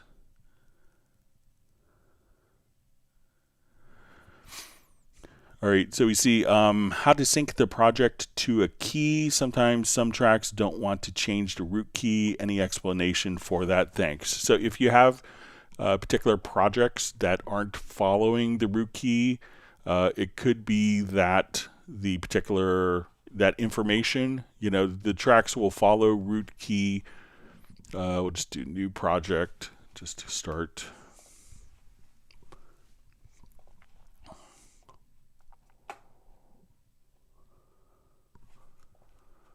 Okay, so we'll just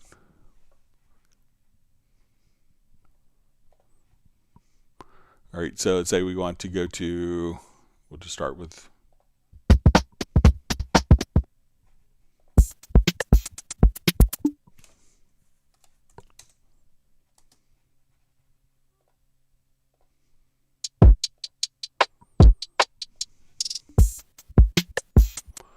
all right, so let's say we have all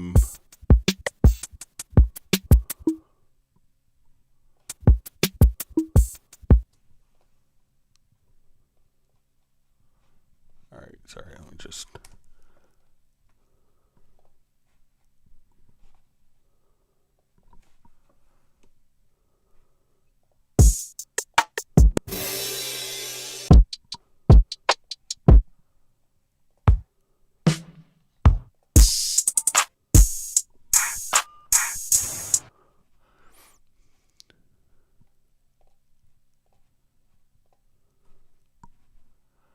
Okay, so if something isn't following the root key, it could be that that particular file isn't necessarily. It seems like this. So when we want to play, let's say, a bass part here.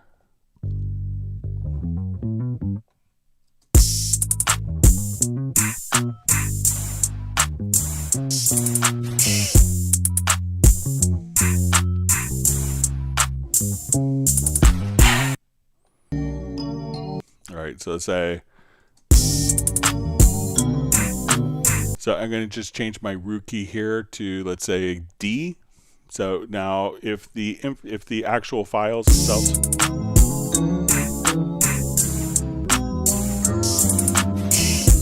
So if the files themselves don't have like root key information, so if you come over, we could just say, let's go to category, to musical, and then you could see, I think it might be here, you could see key. So here we could actually see if, if the particular files have root key. If the files don't have a root key, then it's not going to automatically comply and follow the root key if that metadata isn't there. So if it's a file you recorded yourself, you may have to add the root key by going into your pool window. So, and here you could just add the particular key of files so that it will automatically follow. But if it's a file that you just recorded and you didn't put the root key and you do a change with the project root key, it's not going to follow because it doesn't have a basis of how to transpose the particular file.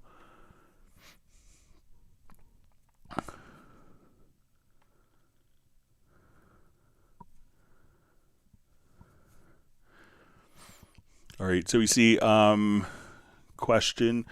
Is it possible to change the white lettering in the project window and mix console to black or other color that the user prefers? This would be great to prevent eye fatigue. So I've actually, it could depend upon like the color of the particular tracks depending on the contrast so that it's easier to read. So initially to me, Cubase 13, like for the first couple of weeks was like really bright. Now when I go back to, and this had changed in Cubase 13.02, so depending upon the contrast, it gives you the kind of the highest contrast.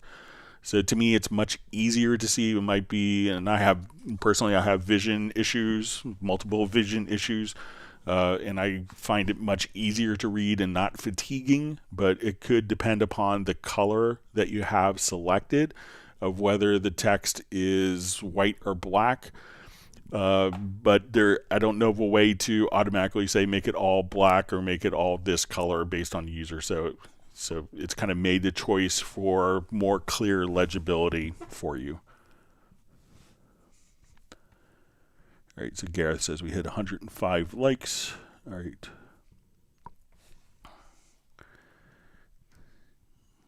That he was responsible for it. All right.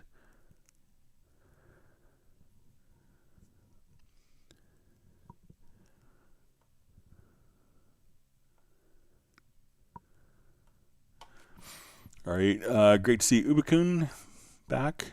Thanks for joining us.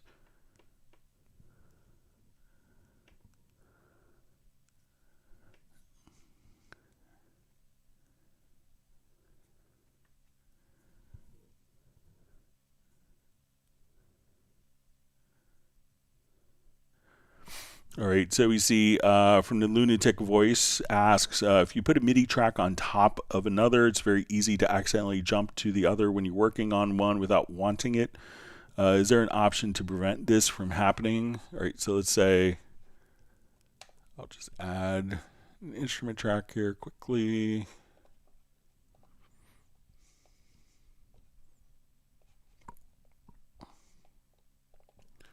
All right, so let's say I'll just put in some long, low notes here.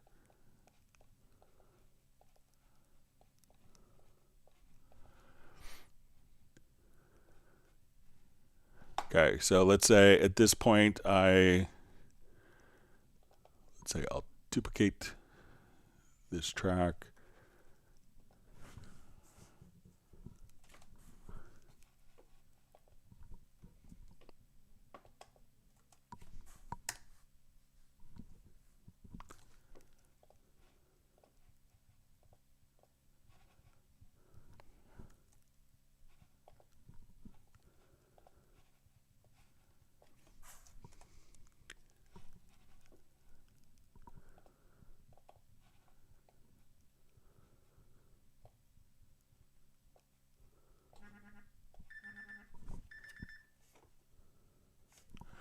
All right, so let's say I have high notes here, and let's say this one I have longer lower notes.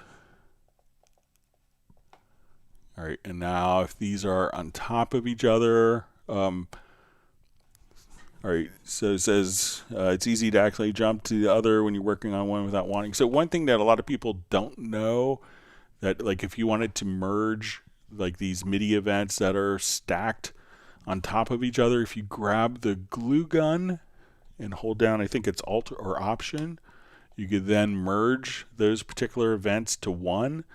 And another way to switch that could be easier is just to go to the bottom center, and then you could pick and choose which part is the active part.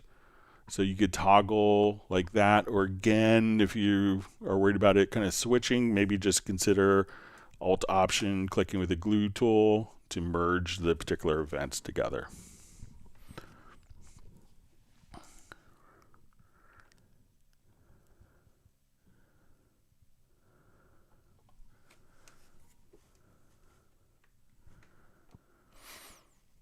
All right, so we see from Cubase question, how to do a parallel vocal to add that near analog warmth and thickness. I'm not sure if it's a mid-range or where that saturation is. Cubase has been struggling, with it, thanks. So a lot of these stuff you could probably do pretty easily using like the vocal chain plugin in Cubase, but it could be common to do like parallel processing. So let's say I want to take, depending upon the project. So let's say if we wanted to do kind of like more parallel path, we could come over here. Let's go to, let's say, our project. So let's just listen. So I will just add 2 group tracks. You stare at the ground, not a sound. Tell me. So I'll come over here to the sends. Something's wrong. And let's send it to group 2. Living a lie. How can I feel it?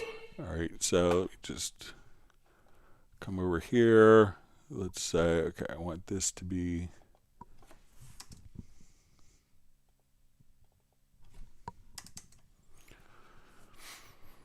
Okay, so let's say as we're. You stare at the ground, not a sound. All right, so we have our 2 groups. Let's go to our mix console. So you stare at the ground, not a sound. So now I'm just sending it to 2 different groups, and then if you wanted to put heavy compression on this, so let's go to like our Vox comp in Cubase 12, and I'm just going to put it on. You stare at the ground, not a sound. Tell me why something's wrong. We can't go on living a lie. So let's say now we could just kind of blend those 2 together. How can I feel you? How can I see? So you get that kind of grit. You're running high from the light. So we just come over here. Let's just go ahead and mute.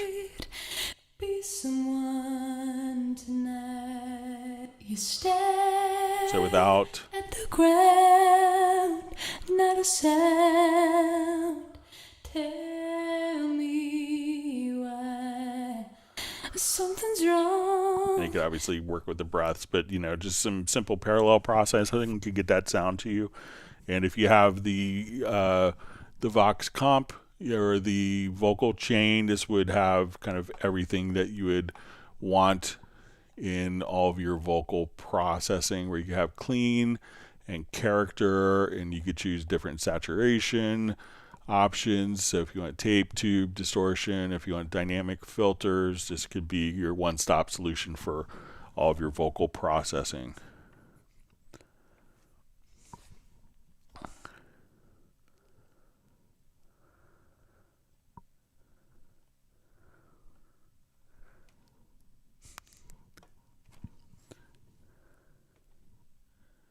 All right.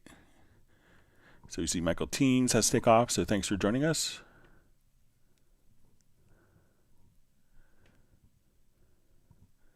All right, we have Andre joining us. All right. See Gareth has to take off as well. Thanks for being on. Great to see Graham Witcher on.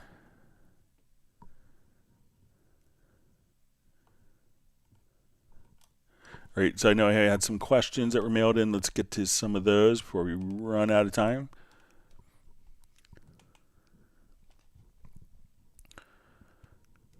All right. So we had a question. What's up, Greg? Email question. I've got a Yamaha Montage keyboard. How do I make sound come out of the newest version of Cubase? So I'm not sure if you're, and I think I may have emailed to get a clarification.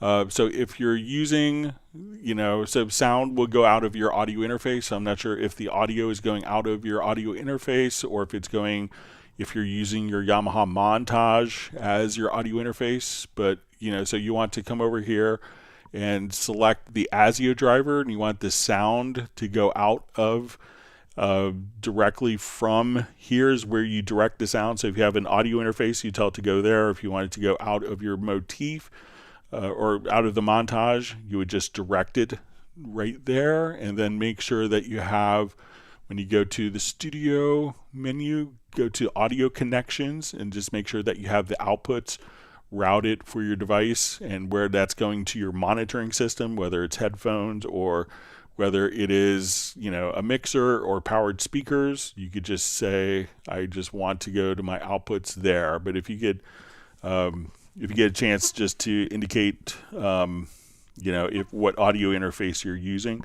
If you're using an audio interface and the montage, you have to kind of use one or the other because the montage won't sync. And in that case, you would need to take, you know, you could go to your studio to audio connections, and you need to have two inputs available on your audio interface, and you need to set up an external instrument. So you say, okay, I want to go to my montage, and my montage is connected to these particular inputs, and then you could tell it where to go. And then when you go to add a VST instrument here, we can say let's add a VST instrument. You'll see the montage under external plugins.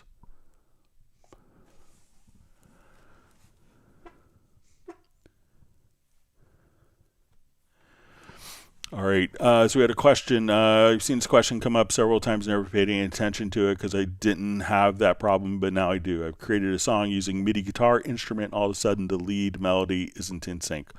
All the notes are placed exactly on the grid, but when listening to the song, the notes are played slightly too late, very, very slightly, but still annoying. So apparently this is still happening to some of us. I'm using the latest version. You're probably thinking, it's got something to do with so if it is playing, if it is you know, seeing on sync, you know, so if you see the MIDI and the MIDI is lined up directly on the grid and then it's playing back, you know, I'm not sure if it's, you know, what MIDI device is doing it. So one thing to do is, like, if you have the MIDI playback through a virtual instrument, then that virtual instrument should be sample accurate. Or if the MIDI is going out to a particular external device, there could be a lot of timing variations and fluctuations based on that. One thing to check if you're on a Windows platform is you'll see if you go to your MIDI port setup, and this isn't on the Mac, so I'll just show you this picture. And then you'll see these options, and you may try to say, use device direct music or use system timestamp for Windows MIDI input ports. So you could try adjusting those if you're on Windows and going out to external devices. But if it's lined up and if it's going back to a virtual instrument, that should be playing back in time. And it could be the instrument itself is set to be delayed, so try a different instrument and see if you get the same results for delays on different instruments or different types of patches depending upon like the attack envelope that's in the particular instrument.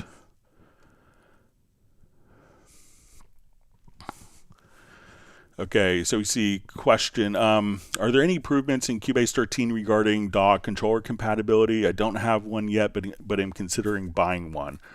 From what I've read, for example, about the Behringer X-Touch/X-Touch 1, there are still basic functions missing. Track colors and auto banking aren't working properly.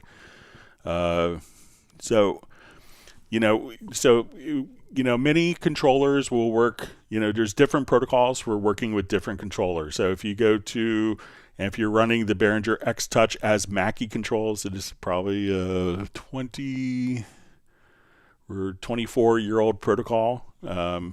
So Mackie control itself doesn't auto bank. So if if you select different tracks, so let's say if you have a number of tracks and you go to track 53, the controller doesn't follow that. The Mackie control protocol allows you to, it's kind of expecting you to do all the track and channel assignment from the controller itself. So that's not a Cubase limitation. That's how the Mackie control is designed.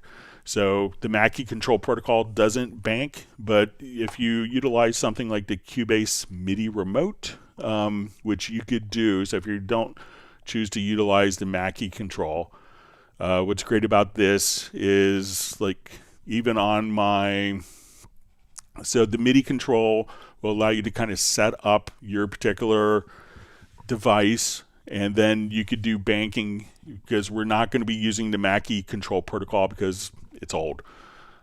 So when let's just go to, let's say I want to add a number of audio tracks here.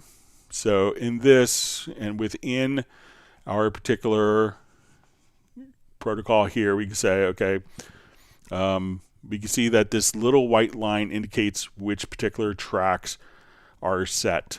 So if I select a different track, so I come down to track 13 and I select that, then that particular bank is automatically done. So within the MIDI remote, we have, if we go to your mix console, you can go to mixer bank zone. Here you can set up how many particular mixer channels you have, but you can now have channels, but this will do auto banking.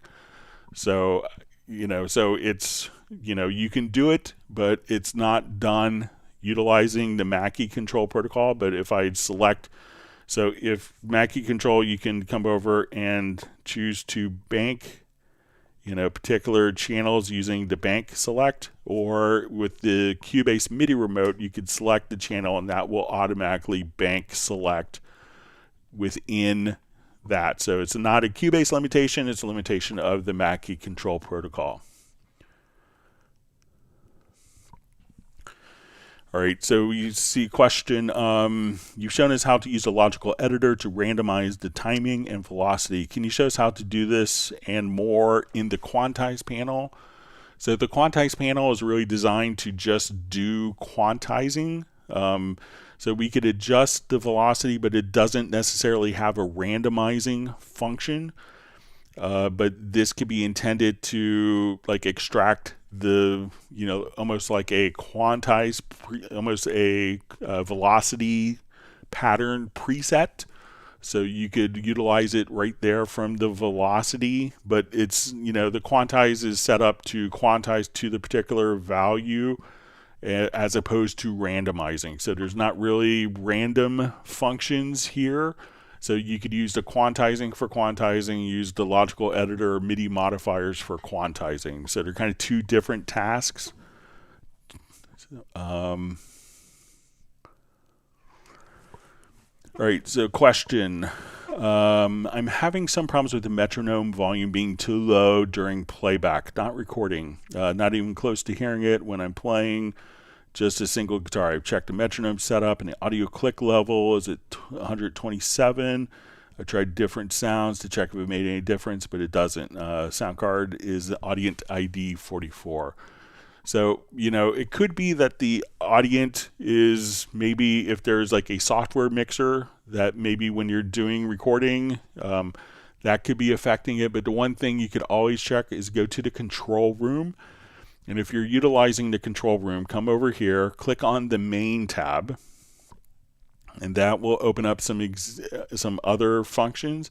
And here's a separate click volume for the control room. So make sure that this is up here, because if this got knocked down, which is a lot of people do accidentally at that point, that could diminish the volume of your click track. So make sure that it is configured directly there in your control room.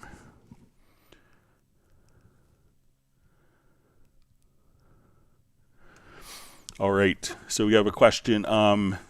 Is there any good way you know of to save a vocal that's clipping except re-recording the vocal? Any plugin recommendations for that purpose? So if your file is actually recorded at 32-bit floating point, it's not going to be an issue. So this is one of the advantages of recording in 32-bit floating point, even if you have a 24-bit audio interface or 24-bit converter. So I will just play an example. So I took a Groove Agent pattern here, and I increased the gain so that it would distort. So let's go ahead and just listen to this. So I increased the pre-gain here. So when we do that, it's distorting, all right? Now I did a render in place to 32-bit floating point, which is what render in place does. And I also took the same loop and I did an export audio mix down, and I chose to do a bit depth of 24-bit. So this file, when we listen to it, is the 32-bit floating point version. And we'll hear the distortion. So we rendered it, and it's had the gain, the pre-gain of the file. So we listen to it.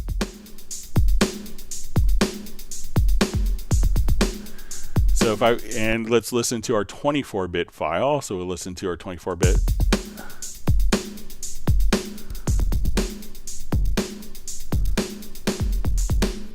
All right, so this is our 32-bit floating point with its distortion. So with the 32-bit floating point file, all we would have to do is to take this clip gain down, and now it's going to be clean. So whereas before our clip gain was kind of distorting,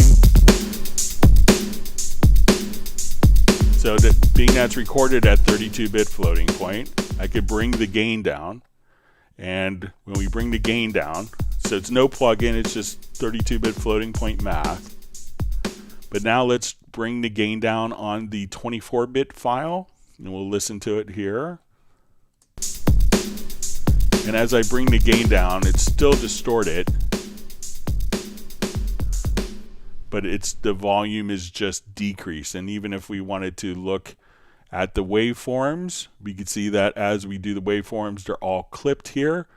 And when we go to our 32-bit floating point, we can see that they're not clipped, but they're kind of exceeding. So if you record your audio at 32-bit floating point and you clip, you could just bring the pre-gain down, and then it won't be clipping as it plays back, but 24-bit fixed point audio will clip. and it will just be quieter as you bring it down. All right, so we have a question. Any way to disable, not bypass, all plugins on a channel? Maybe you could create a macro for it. I don't want to use the logical editor. So the logical editor will do this. So let's come over and let's take this audio file, and I'm just going to drag a bunch of inserts over. So we'll just come over here to presets. Let's do some track presets. Okay, so let's say we have a number of tracks here. I'll add a few more plugins. Okay, so there's a difference. A lot of people may not know this, between bypassing. So when we look at, let's say, our insert effects here, and I'll just put some heavier plugins in. Okay, so we'll come.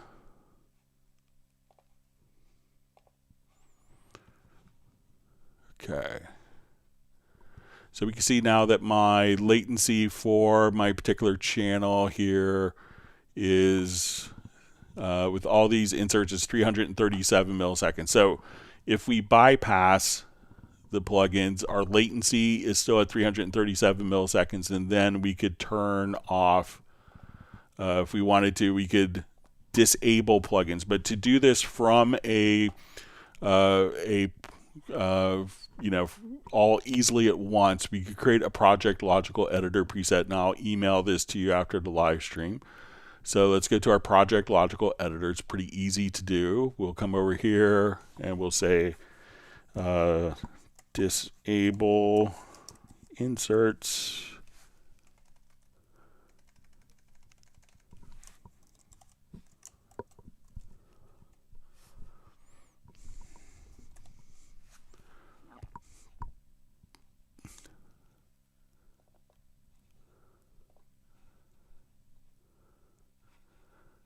So we'll just come over here, disable,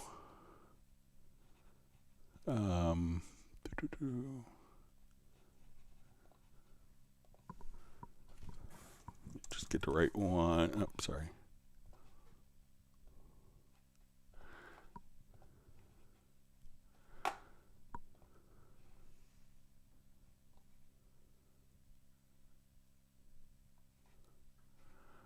Okay, so I made just a project logical editor, and this will take you just kind of 2 minutes to do. We want to transform.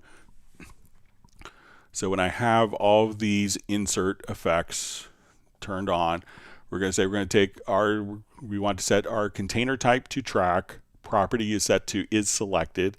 We're going to choose track operation. You'll see enable insert slot by number. And here we're going to choose to just disable. And then we're going to do this for all 16 insert slots. So now when I come over here, I hit apply. Now all of the tracks, we see our latency go down to 0 milliseconds. And then if we wanted to toggle these, I could just set my parameter 1 here to toggle.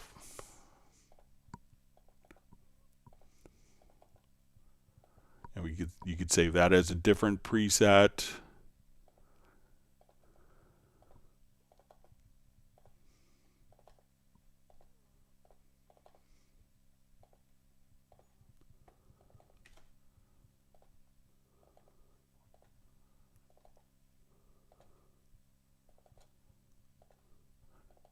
So now all of the plugins will be disabled, enabled, disabled, enabled, and not going through the bypass. So bypass would keep the particular plugins with their latency, so you can turn it on. It doesn't have to do any latency calculations, or you could just simply turn them all off and on like so.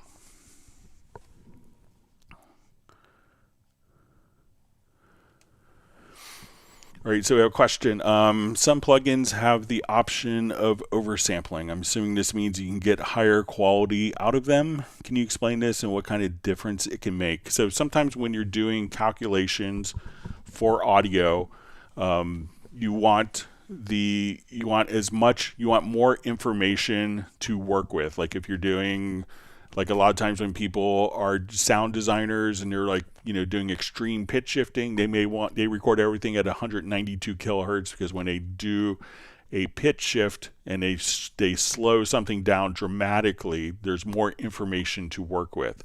So some plugins will have oversampling, meaning that if you're working at 48K, when you render the files or you're playing back, it may actually upsample the particular plugin to process at 96K. And then when you render it out, it could just simply go back down. And some plugins are designed to do that, and some of the ones that come with Cubase do that. I know several that do. Some companies, kind of may use it as a method to overcome shortcomings in an audio engine, to kind of say, okay, if they're not dealing with floating point calculations like Cubase is. But that's the concept, that it's going to take the audio, upsample it to a higher resolution, process it, so there's more information to work with, and then again downsample it. But that comes at, of course, the expense of CPU load, and doing that conversion all the time could cause more CPU usage. All right, so we have question. So it says feature request, folders in the mix console. For example, if I have all guitars in one folder in the project window, they should stay in one folder on the mix console, expanded folders, of course. The option, so, if you want to have, so let's say we go to our mix console, and here I have my drum folder, I have my guitars folder, let's say my render clipping folder.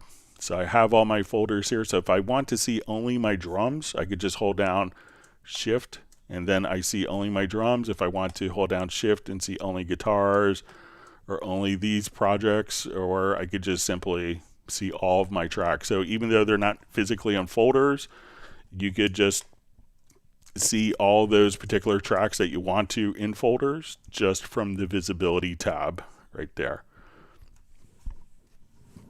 All right.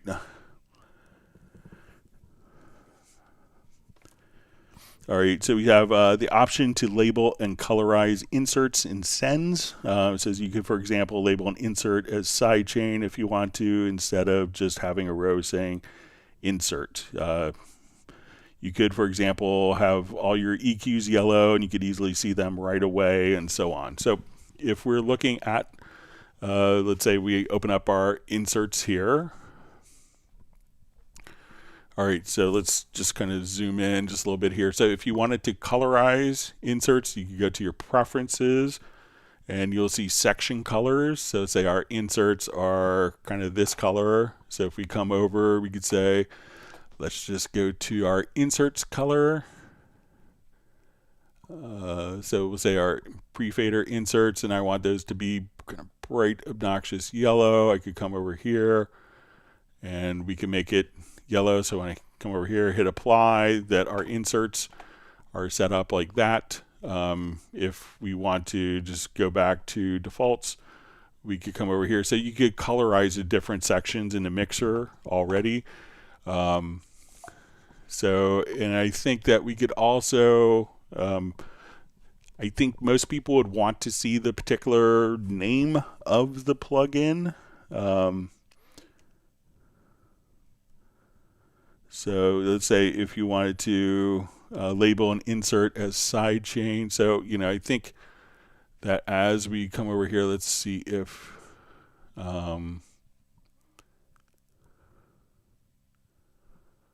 so, we could see the particular, plugins, but let's say if we had this set up as a sidechain, so let me just come here, and I'll go to Dynamics and add a sidechain.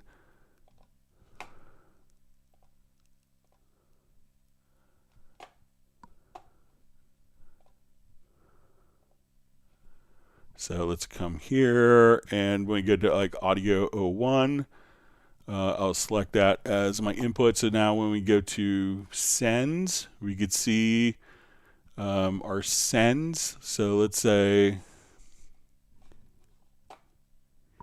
So I think that if we go to like our effects channels, let me just add an effects channel here.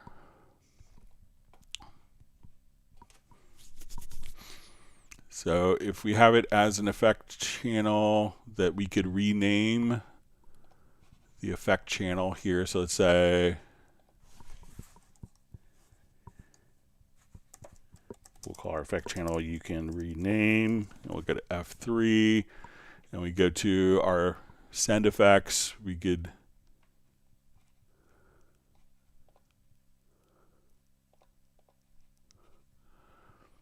just come over here and say you can rename, but you may not be able to rename the side chains. But I think a lot of times when you come, so you can rename certain aspects, but you could definitely kind of colorize other aspects as well if you haven't explored that. All right.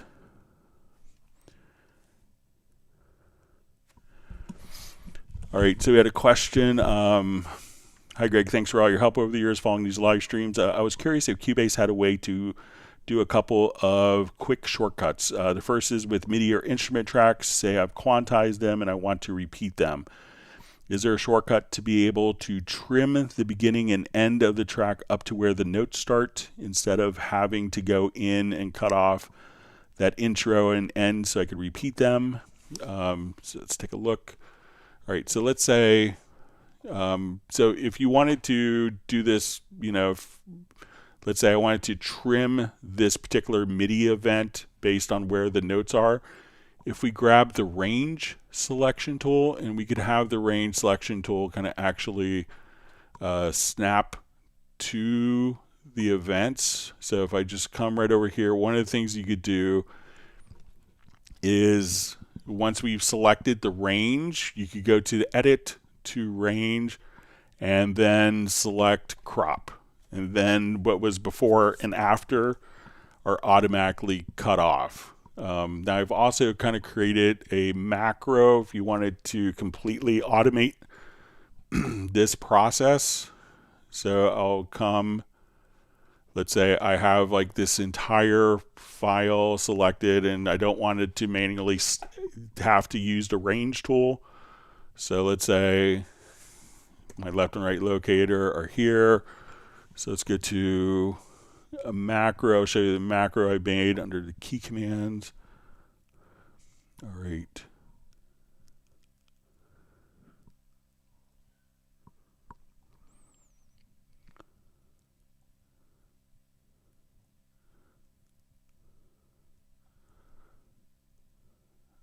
Just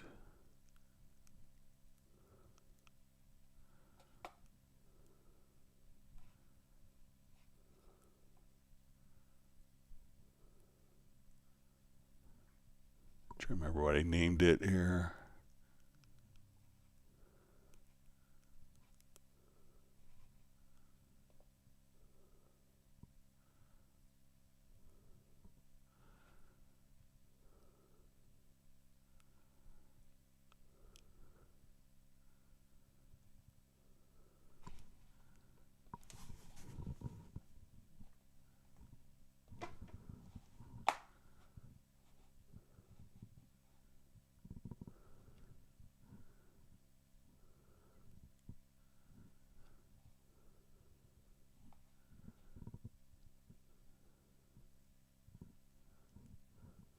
All right, let me just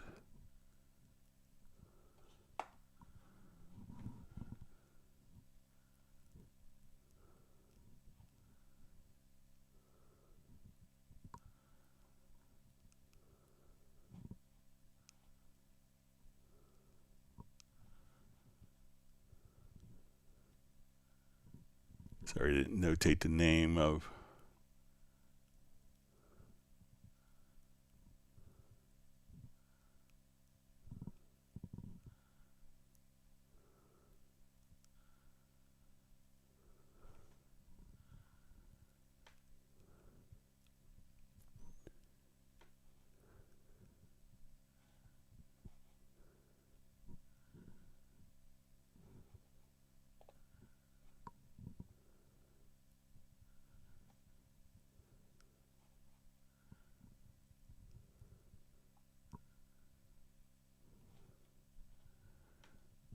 Sorry, let me just see if I can find this quickly.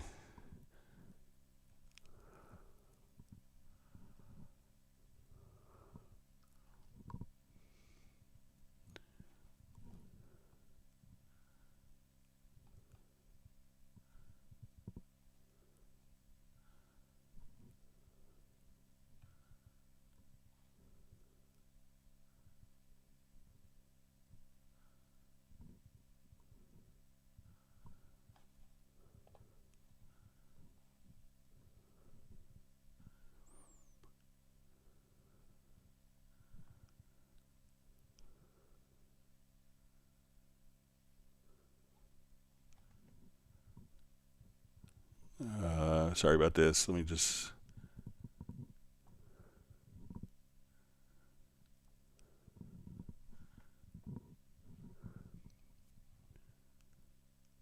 see if I can find a macro I made earlier.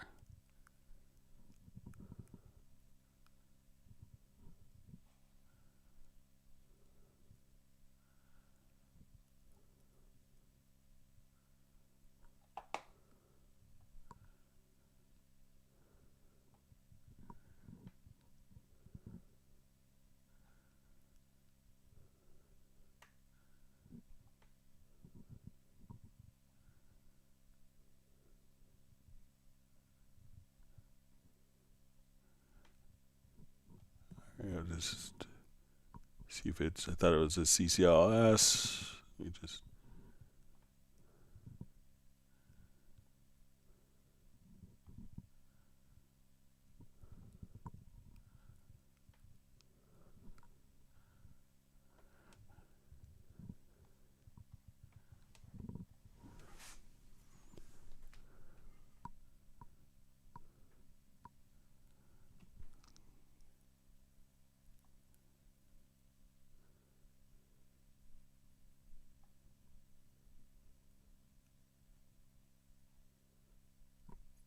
take one more stab at it. So I'll have I'll show the macro on Friday's live stream, and I'll try to email it to you. Sorry about that.